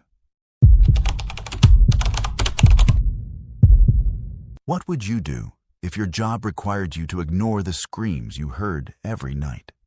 The security manual at Shadowbrook General Hospital included a specific protocol for Level B3 disturbances that instructed guards to wear noise-canceling headphones between midnight and 4 a.m., with a bonus payment for discretionary silence. My name is Jamari, and at 30 years old, I thought taking a night security job at Shadowbrook General Hospital would be temporary work while I figured out my next move after the textile factory closed. The hospital served Shadowbrook, Kentucky, population 1,400. A former coal mining town where black lung disease and industrial accidents had created a thriving medical facility that seemed too large and modern for such a small community. The pay was surprisingly generous for a security position, nearly twice what I'd made at the factory.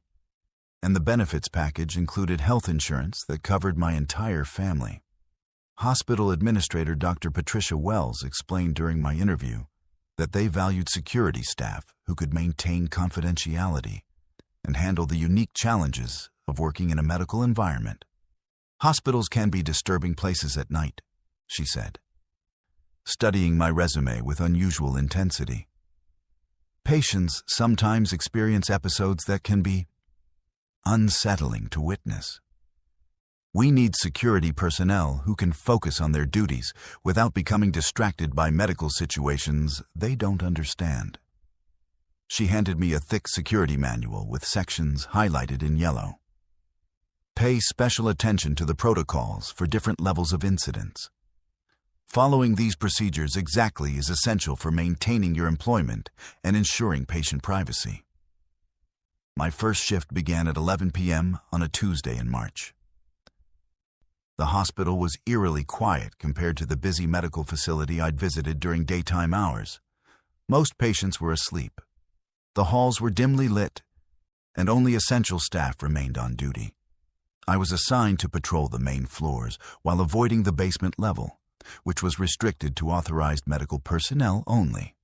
The security manual contained protocols for various situations: medical emergencies, visitor violations, equipment malfunctions, and something called Level B3 disturbances that was described in frustratingly vague terms. According to the manual, B3 incidents were specialized medical situations requiring enhanced privacy protection, and the appropriate response was to implement audio isolation protocols and maintain standard patrol routes without deviation. Audio isolation protocols meant putting on noise-canceling headphones that were provided in the security office and continuing my rounds while ignoring any sounds that might indicate medical procedures in progress. Around 1 a.m. during my first shift, I understood why this protocol existed. Screams began echoing from somewhere below the main floor. Not the typical sounds of patients in pain, but sustained, desperate shrieking that suggested someone was experiencing unimaginable agony. The screams were accompanied by other sounds: mechanical humming, metal clanking against metal, and what sounded like multiple voices speaking in clinical, professional tones. Following protocol, I put on the noise-canceling headphones and continued my patrol of the authorized areas. But even with the audio equipment, I could feel the vibrations of whatever was happening in the basement traveling through the building's structure. Over the following weeks, I learned to expect the B3 disturbances between midnight and 4 a.m. They occurred 3 to 4 nights per week, always following the same pattern: mechanical preparation sounds around midnight, followed by screaming that would last anywhere from 30 minutes to 3 hours. Then silence until my shift ended at 7 a.m. The hospital's day shift staff seemed completely unaware of the nighttime activities. When I mentioned the disturbances to a friendly nurse, she looked genuinely confused. "Basement level?" she said. "There is no basement level. The hospital was built on a concrete slab because of the unstable soil from old mining tunnels. You must be hearing sounds from the mechanical rooms on the main floor." But I had studied the hospital's floor plan during my orientation, and there was definitely a basement level marked on the architectural drawings. The stairwell leading down from the main floor was clearly labeled B1 authorized personnel only, and required keycard access that my security credentials didn't include. Curious about what was actually happening during these disturbances, I began documenting the patterns in a notebook. The screaming always involved multiple voices, sometimes male, sometimes female, occasionally what sounded like children. The mechanical sounds suggested sophisticated medical equipment, but nothing I recognized from my limited experience with hospitals. Most disturbing was the realization that the screaming always stopped abruptly, as if the person making the sounds had suddenly lost consciousness, or worse. During my third week, I encountered Dr. Marcus Chen leaving the restricted stairwell at 3:47 a.m. He was wearing scrubs covered in what appeared to be fresh blood, carrying a medical bag that looked like it belonged in a surgical suite rather than a security patrol. "Working late tonight, Jamari," he said pleasantly, as if there was nothing unusual about his appearance or location. "Everything okay down there, Doc?" I asked, trying to sound casual. "Just routine procedures," he replied. "Nothing that concerns security. I hope you're following the audio protocols. Some medical situations can be disturbing to untrained personnel." Dr. Chen's tone was friendly, but carried an undertone that made it clear I shouldn't ask additional questions. The next night, I noticed a pattern I'd missed before. During B3 disturbances, certain parking spaces near the hospital's rear entrance were occupied by vehicles that weren't there during normal business hours. The license plates were from different states: Ohio, Tennessee, West Virginia, and the cars looked like they belonged to people traveling long distances rather than local residents. I began taking photographs of these vehicles, documenting their arrival and departure times. The pattern was consistent. Cars would arrive between 10 p.m. and midnight, park in specific designated spots, then leave between 4 a.m. and 6 a.m. The same vehicles never returned, suggesting that whatever brought these people to Shadowbrook was a one-time occurrence. But the most chilling discovery came when I recognized one of the cars. A red Toyota Camry with Ohio plates had been parked near the rear entrance during a particularly intense B3 incident that lasted nearly 4 hours. 3 days later, I saw the same car featured in a missing person report on the local news. Sarah Morrison, a 34-year-old nurse from Columbus, had disappeared while driving to visit her sister in Tennessee. Her car was found abandoned on a back road outside Shadowbrook with no signs of foul play. The news report showed security footage of Sarah stopping for gas just 20 miles from the hospital. But there was no explanation for how her car had ended up in our parking lot during a night when protocol required me to ignore whatever was happening in the basement. I started researching missing person cases from surrounding areas, focusing on people who had disappeared along routes that passed through or near Shadowbrook. What I found made my hands shake as I scrolled through case after case of unexplained vanishings. Over the past 5 years, 37 people had gone missing within a 50-mile radius of Shadowbrook General Hospital. All of them had been traveling alone. All had disappeared without leaving clear evidence of their final destinations, and all had been reported missing by family members who described them as responsible people who wouldn't simply vanish without explanation. The demographics were telling. Healthy adults between ages 25 and 45, with no history of mental illness or substance abuse, representing a cross-section of professions and backgrounds that suggested random selection rather than targeted victims. I realized that Shadowbrook General Hospital wasn't treating patients from the local community. It was processing people who had been kidnapped or lured to the facility for purposes that required soundproof basement levels and security guards who were paid extra to ignore screaming. The breaking point came during my 4th week when I witnessed the arrival process firsthand. I was conducting my routine exterior patrol around 11:30 p.m. when I saw an unmarked van pull up to the rear entrance. 2 men in hospital scrubs unloaded what appeared to be an unconscious person on a gurney, wheeling them quickly through doors that I had never seen open during normal hospital operations. The person on the gurney was clearly alive but sedated, moving slightly as they were transported into the building. Within 30 minutes, the screaming began, and this time I recognized the voice as belonging to the same person I had just seen delivered to the hospital like cargo. I knew I was witnessing human trafficking, illegal medical experimentation, or something equally horrific that was being conducted under the cover of a legitimate medical facility. But I also knew that my job, my family's health insurance, and possibly my life depended on following the security protocols that required me to ignore what I was seeing. The next morning, I submitted my resignation to Dr. Wells, citing personal reasons that prevented me from continuing in the position. "That's unfortunate," she said, studying my resignation letter with the same intensity she had shown during my interview. "I hope you understand that your employment contract includes confidentiality agreements that remain in effect indefinitely.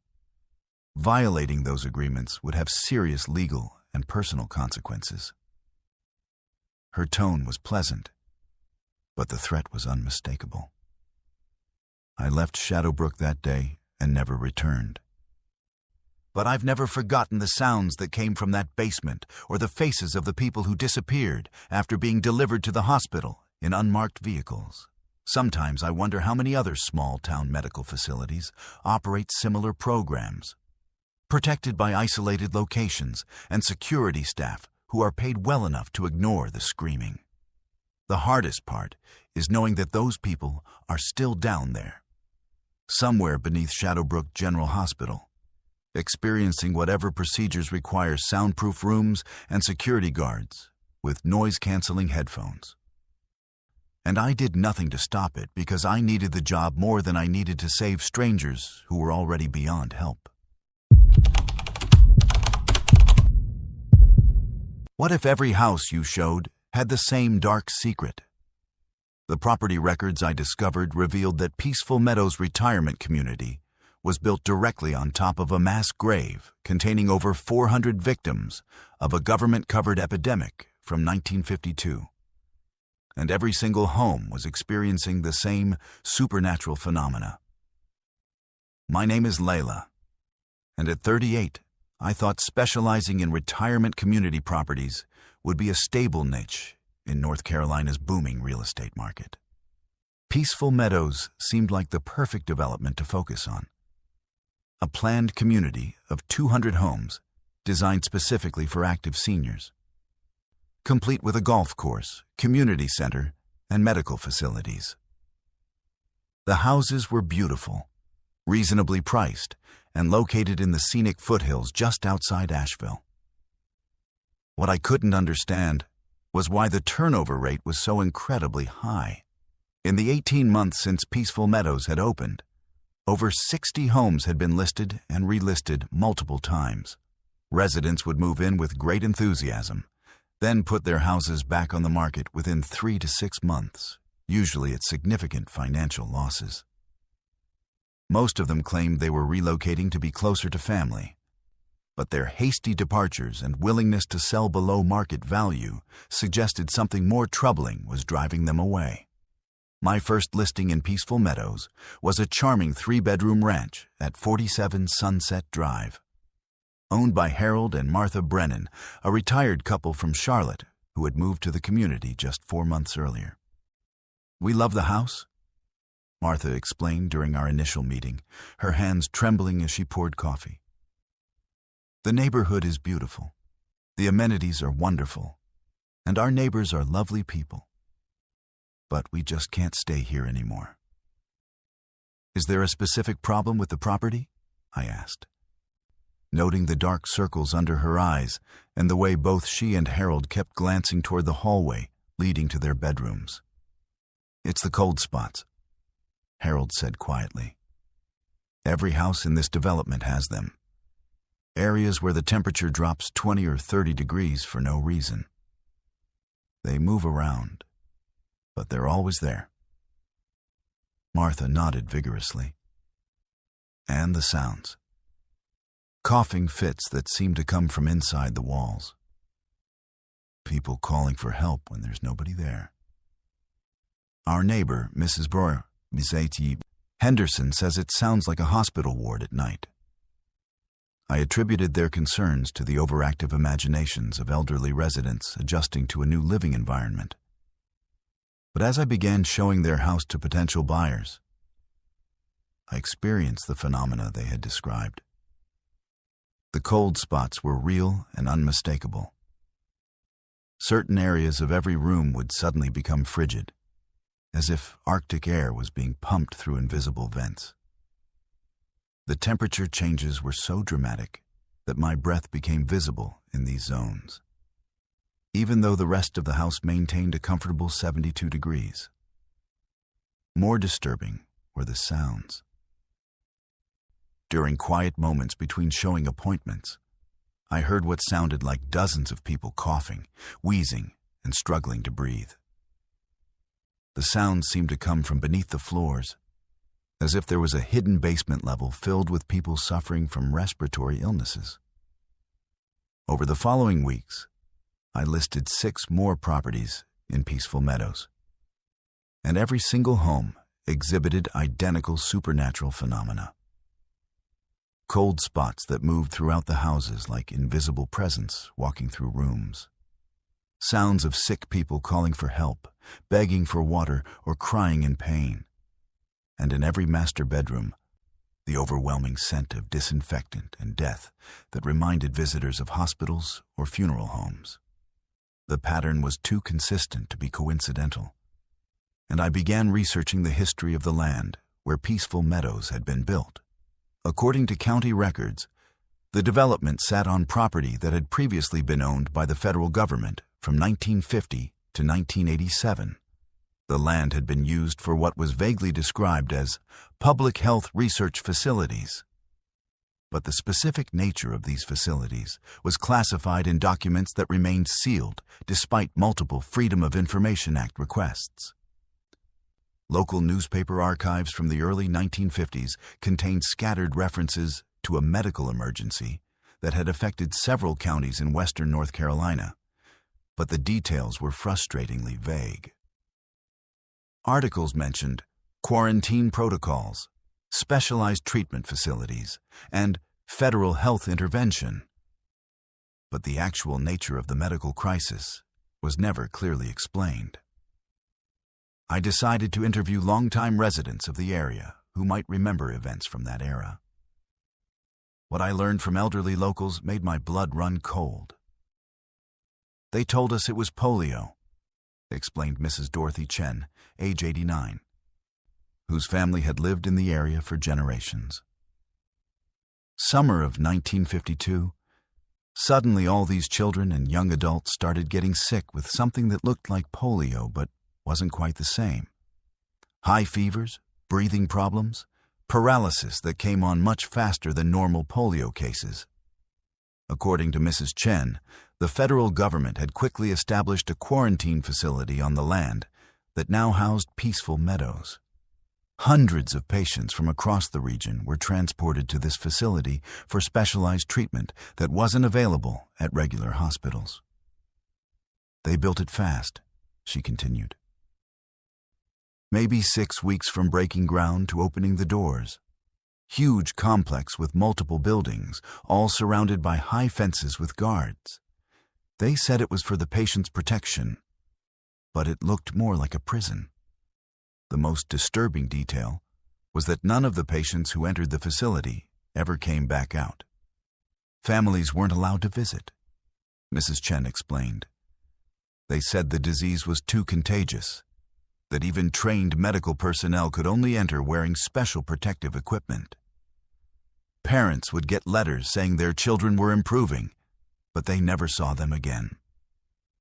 Another elderly resident, Mr. Thomas Whitmore, had worked construction on the original facility as a young man. His account provided chilling details about what they had actually built. Underground levels, he said, his voice dropping to a whisper. Most of the facility was below ground, with ventilation systems that pumped air up from deep underground chambers. They said it was to prevent the disease from spreading. But those underground areas looked more like mass housing than hospital wards. According to Whitmore, the construction crew had been required to sign confidentiality agreements and were supervised by federal agents throughout the building process. The facility included multiple underground levels connected by tunnels with industrial-grade ventilation, drainage systems that could handle large volumes of liquid waste, and what appeared to be cremation equipment.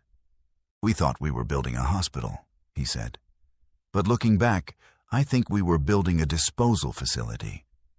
By late 1952, the quarantine facility had reportedly housed over 400 patients. Then, suddenly, all activity at the facility ceased. The federal government claimed that the epidemic had been successfully contained and all patients had recovered. But no one in the local community ever saw any of these supposed survivors. The facility operated in complete secrecy until 1987, when the federal government sold the land to private developers after demolishing all surface structures and filling in the underground levels with concrete. I realized that Peaceful Meadows had been built directly on top of a mass grave containing hundreds of victims of what appeared to be illegal medical experimentation disguised as epidemic treatment. The cold spots, the sounds of sick people, the hospital odors, they were manifestations of the spirits of people who had died in agony in underground chambers. Calling for help that never came, begging for water that was never provided, crying for families they would never see again.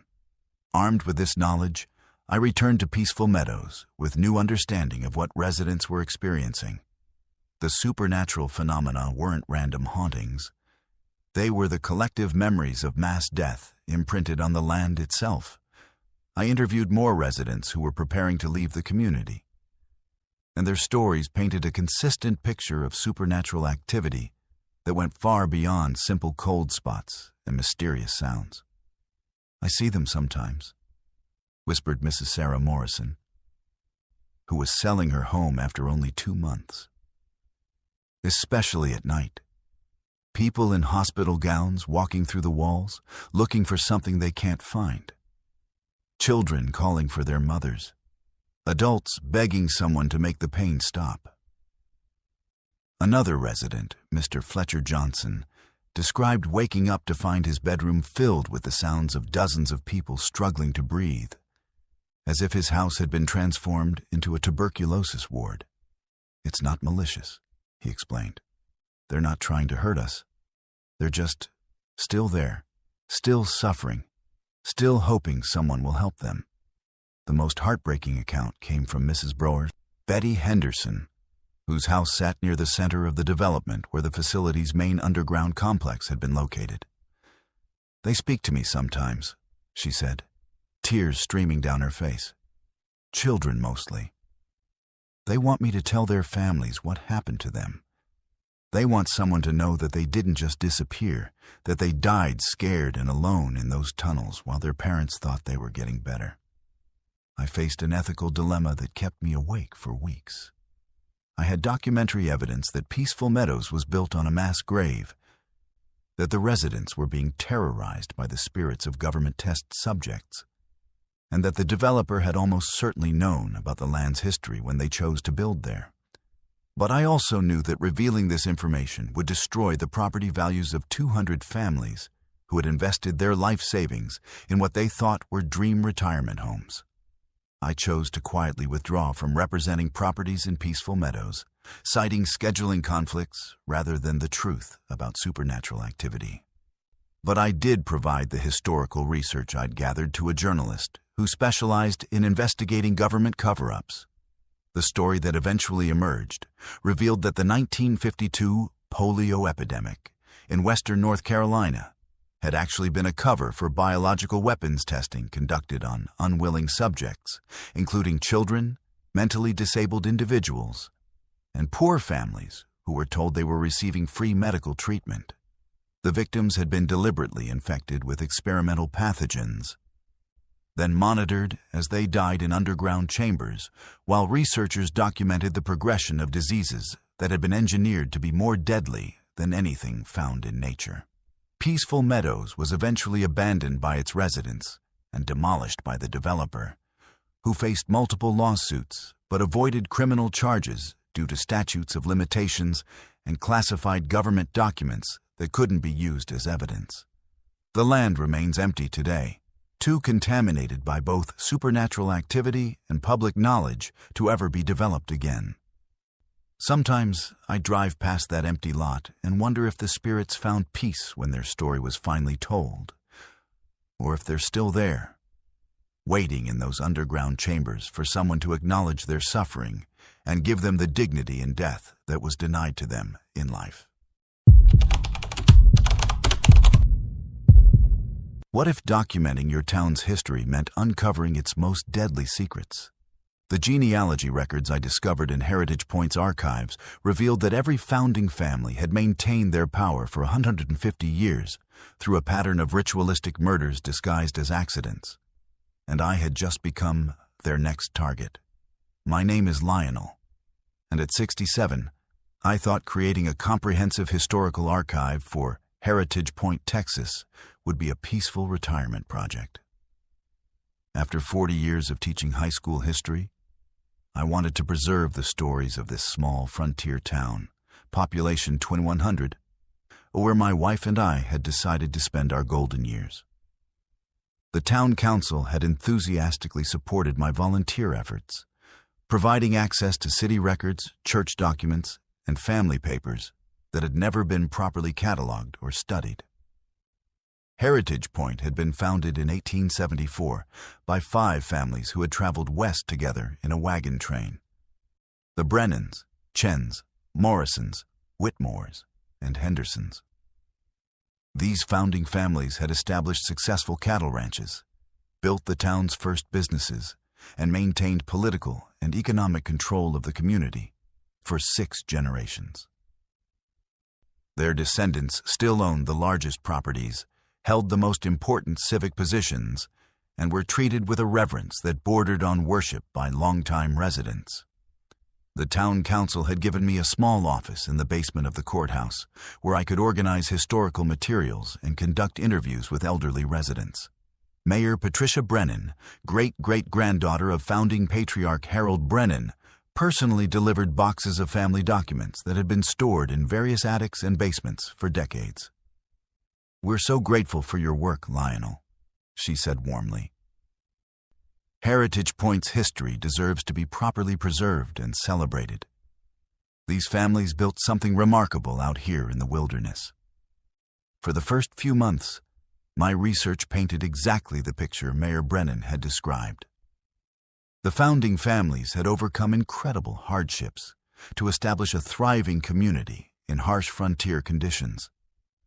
They had survived droughts, Indian raids, cattle rustlers, and economic downturns that had destroyed other settlements. Their success story was genuinely inspiring. But as I dug deeper into genealogical records, property transfers, and death certificates, I began noticing patterns that made me increasingly uncomfortable. The founding families had maintained their wealth and power through an unusually high number of convenient deaths among potential rivals, business competitors, and community members who might have challenged their authority. These deaths were always officially attributed to accidents, illnesses, or violence committed by outsiders. But the timing and circumstances were suspiciously beneficial to the founding family's interests. In 1881, Thomas Murphy, a merchant who had opened a store that competed with Henderson's General Store, died in what was described as a hunting accident. His business was immediately purchased by the Henderson family at a fraction of its value. In 1889, Sarah Collins, a schoolteacher who had been organizing parents to demand better educational funding, supposedly died of food poisoning after attending a community dinner hosted by the Brennan family. The pattern continued decade after decade. Anyone who posed economic, political, or social challenges to the founding families seemed to meet untimely ends. Under circumstances that were always officially ruled accidental, but statistically impossible to explain as coincidence. But the most disturbing discovery came when I cross-referenced these suspicious deaths with lunar calendars from the same time periods. Every single death had occurred within 3 days of a new moon. This correlation was so consistent across 150 years of records that it couldn't possibly be coincidental. The founding families were timing their eliminations of threats to coincide with the darkest nights of each month, suggesting a level of premeditation and ritual planning that went far beyond opportunistic murder. I decided to research occult practices and ritual murder to understand what significance the new moon might have in criminal activities. What I learned made my hands shake as I read through historical accounts of frontier-era cult behavior. New moon periods had been traditionally associated with dark magic rituals that supposedly drew power from the absence of lunar light. In certain occult belief systems, murders committed during new moons were thought to transfer the victim's life force to the perpetrators, ensuring prosperity, health, and continued dominance over their communities. The founding families of Heritage Point appeared to have been practicing ritual human sacrifice disguised as accidents for 6 generations, using occult beliefs to justify murdering anyone who threatened their control of the town. But modern genealogy records showed that this practice was continuing into the present day. In 1987, Dr. Marcus Webb, a physician who had been advocating for a new hospital that would compete with the Chen family's medical clinic, died in a car accident during a new moon. In 1995, Janet Thompson, a lawyer who had been investigating irregular property sales involving the Morrison Ranch, supposedly committed suicide by drowning during a new moon period. In 2003, Robert Johnson, an accountant who had discovered financial irregularities in the town's budget, died in a house fire that occurred 3 days after a new moon. Each of these deaths had eliminated someone who posed a threat to the founding family's interests, and each had occurred during the lunar period traditionally associated with ritual sacrifice. I realized I was documenting evidence of an ongoing conspiracy that had been operating for 150 years, protected by isolation, family loyalty, and the natural human tendency to accept official explanations for tragic events. But the most terrifying discovery was in the records of my own research project. I found a town council meeting transcript from 3 months ago, just 2 weeks after I had begun my historical work. The discussion, which had been marked Executive Session Confidential, contained references to the outsider historian and traditional protocols for protecting family interests. Mayor Brennan had specifically stated, "Mr. Rodriguez's research is becoming more thorough than anticipated. If he continues investigating genealogical patterns, he may discover information that could damage Heritage Point's reputation and our family's standing in the community." The meeting minutes included a motion to implement traditional solutions if the historian's work threatens community stability, which had been seconded by representatives from all 5 founding families. I was reading the official record of my own death sentence. The next new moon was scheduled for the following week. I immediately began making copies of all the evidence I had gathered, storing digital files in multiple cloud accounts and mailing physical documents to my nephew in Dallas with instructions to contact law enforcement if anything happened to me. But I also knew that the founding families had been successfully covering up murders for 150 years, and they had significant influence over local law enforcement, medical examiners, and anyone else who might investigate suspicious deaths in Heritage Point. That weekend, I told my wife we needed to visit her sister in Oklahoma, planning to leave Heritage Point before the new moon and never return. But as we were packing our car Sunday evening, Mayor Brennan arrived at our house with Sheriff Morrison and Dr. Chen. "Lionel," Mayor Brennan said pleasantly, "we understand you've been working very hard on the historical project. Perhaps too hard. Dr. Chen thinks you might be suffering from stress-related paranoia that requires immediate medical attention." The 3 of them entered our house without invitation, and I realized they weren't planning to wait for the new moon. "We've decided it would be best if you took a break from the research," Sheriff Morrison explained. "Sometimes elderly people become confused when they spend too much time dwelling on the past. Dr. Vrosti, Chen has some medication that will help you feel more relaxed." Dr. Chen opened his medical bag and withdrew a syringe filled with clear liquid. My wife, who hadn't been aware of what I'd discovered in my research, looked confused but not alarmed. She trusted these community leaders and didn't understand the danger we were in. "I think there's been a misunderstanding," I said, backing toward our kitchen while trying to think of a way to escape or defend ourselves. "No misunderstanding," Mayor Brennan replied. "You've been very thorough in your research, Lionel. Too thorough. You've discovered information that certain families prefer to keep private. The historical record shows a remarkable pattern of success for Heritage Point's founding families," Dr. Chen added, approaching with a syringe. "That success has been maintained through careful attention to tradition." I grabbed a kitchen knife and threatened to call 911, but Sheriff Morrison just laughed. "Lionel, I am 911 in this town, and Dr. Chen will be the one who determines your cause of death. Just like his great-great-grandfather determined the cause of death for dozens of other people who asked too many questions. They forced the injection despite my resistance, and as consciousness faded, I heard them discussing how my death would be explained to the community. Heart attack brought on by stress, Dr. Chen said clinically. Very common in men his age, who overexert themselves with ambitious projects.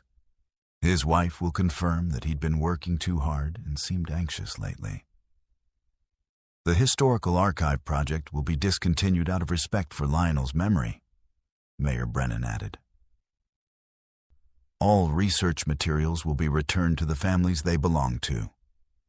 The last thing I remember was Sheriff Morrison saying, "Another successful conclusion.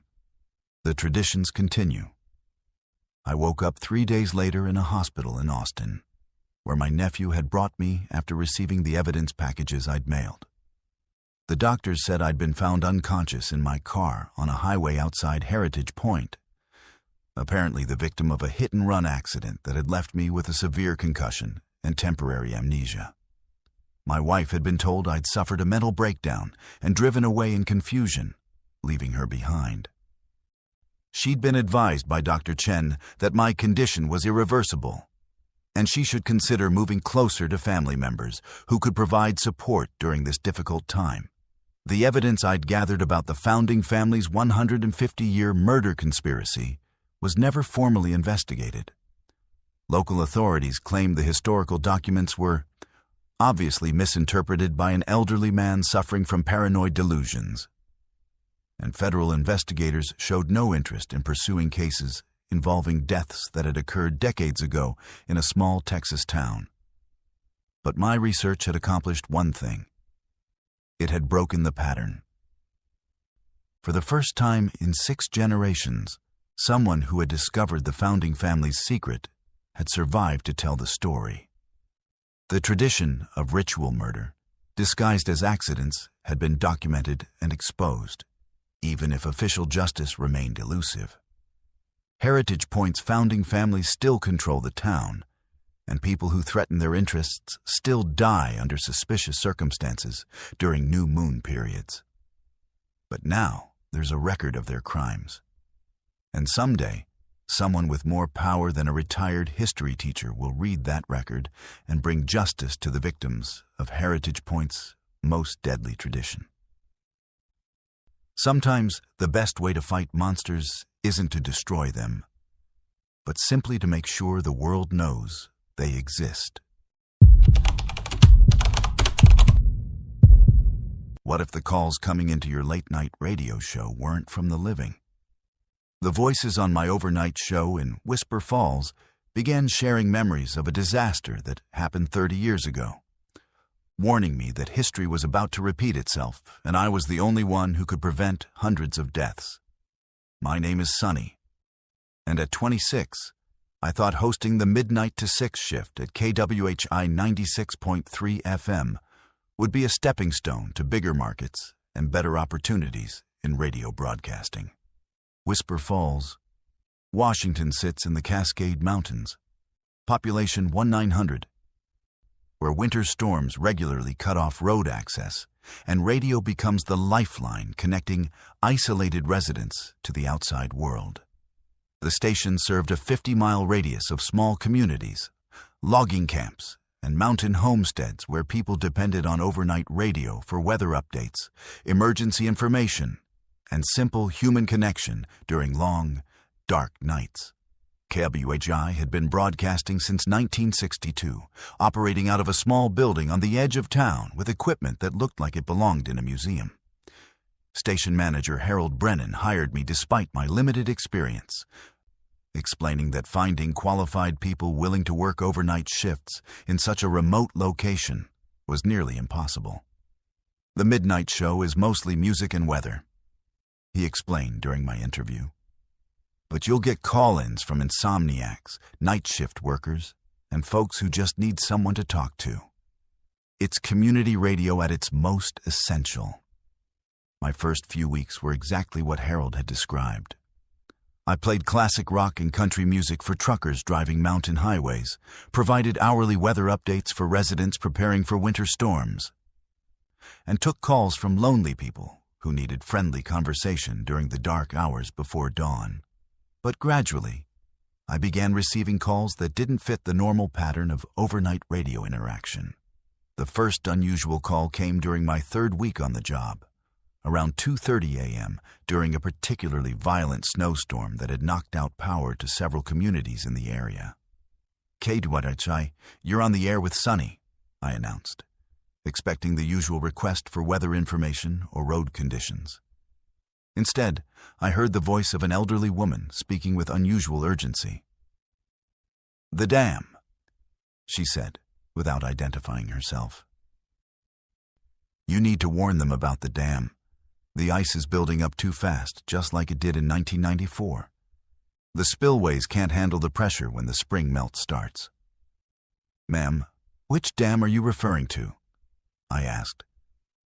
But the line had already gone dead.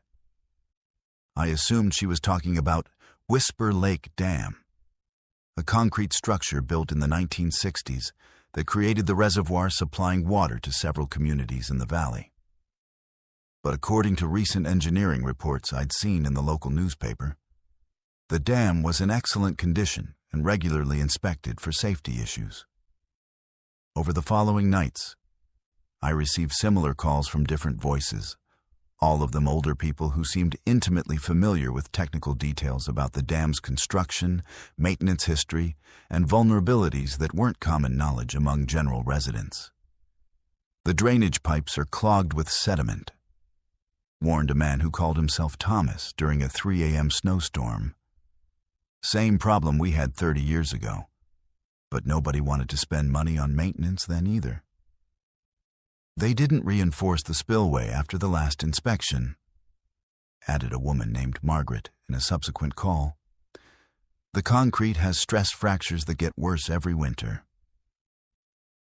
I've seen this before.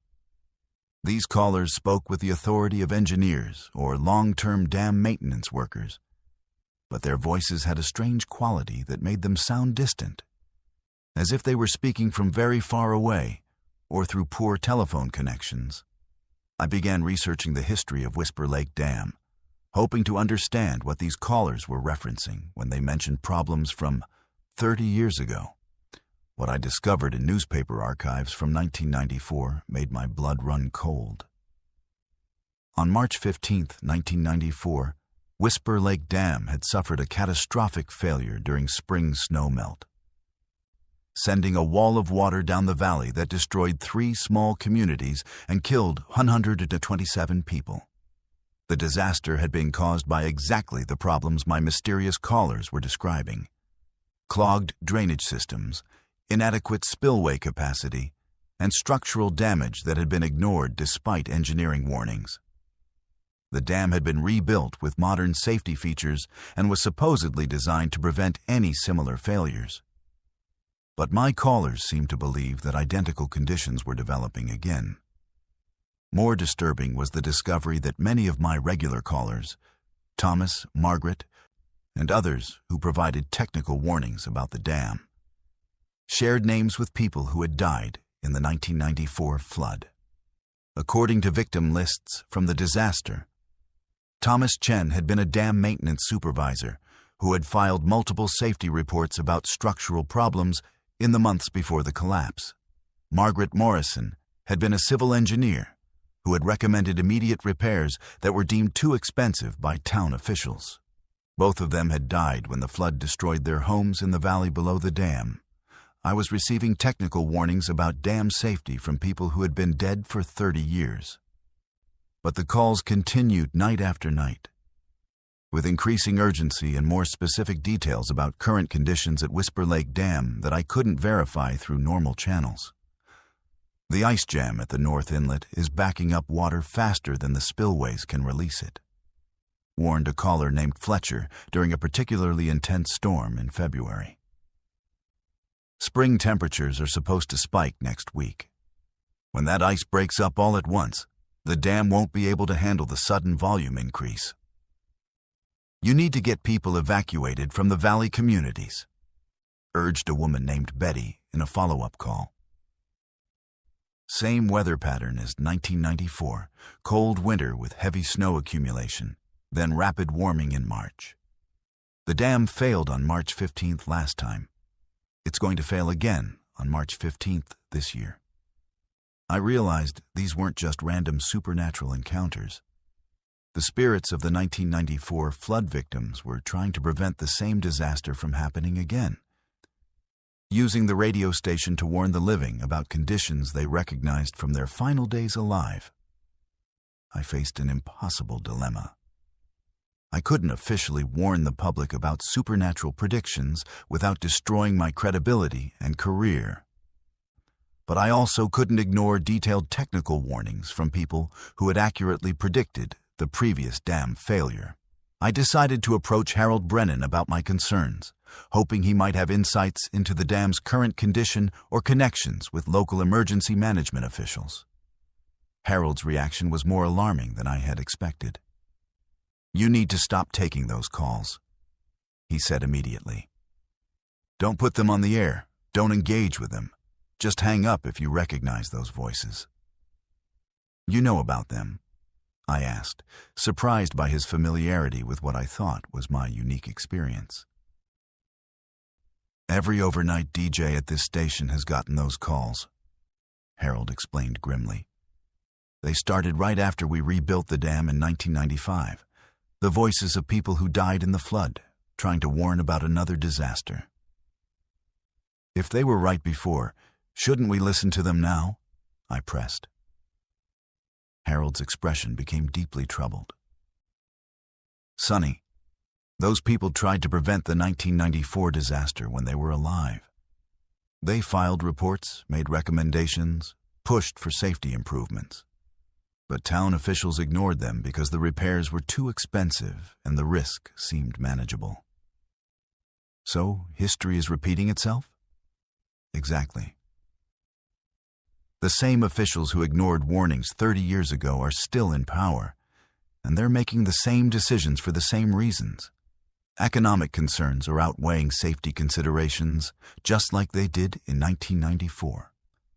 Harold revealed that he had tried multiple times over the years to get authorities to investigate the dam based on the supernatural warnings, but his efforts had been dismissed as the ravings of someone who spent too much time listening to ghost stories on late-night radio. "The spirits are right," he said sadly. "The dam is going to fail again, probably on March 15th, just like they predict. But nobody with the power to prevent it will listen to warnings from dead people, even when those dead people are the experts who understood the problem better than anyone." I spent the remaining weeks before March 15th documenting every call I received, recording detailed warnings about specific technical failures that the spirits predicted would cause the dam collapse. Their information was incredibly precise.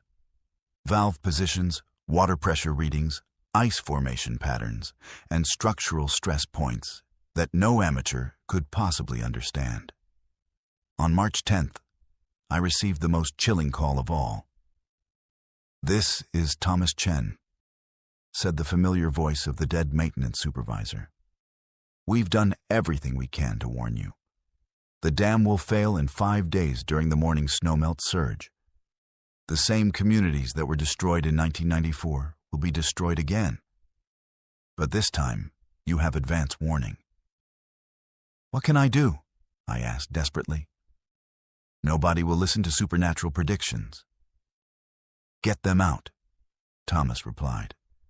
"Use your radio show to convince people to evacuate the valley, even if you can't tell them the real reason. Make up a story about road maintenance, utility work, anything that will get families away from the flood zone. How many people will die if I can't convince them to leave?" "More than last time," said Margaret Morrison's voice, joining the conversation. "The valley communities have grown since 1994. If the dam fails and people are in their homes, we estimate 250 casualties. I spent March 11th through 14th using my radio show to promote a fictional emergency evacuation drill that I claimed was being conducted by county officials to test disaster response procedures. I urged residents of valley communities to participate by temporarily relocating to higher ground. treating it as a preparedness exercise for potential future emergencies. Some people listened.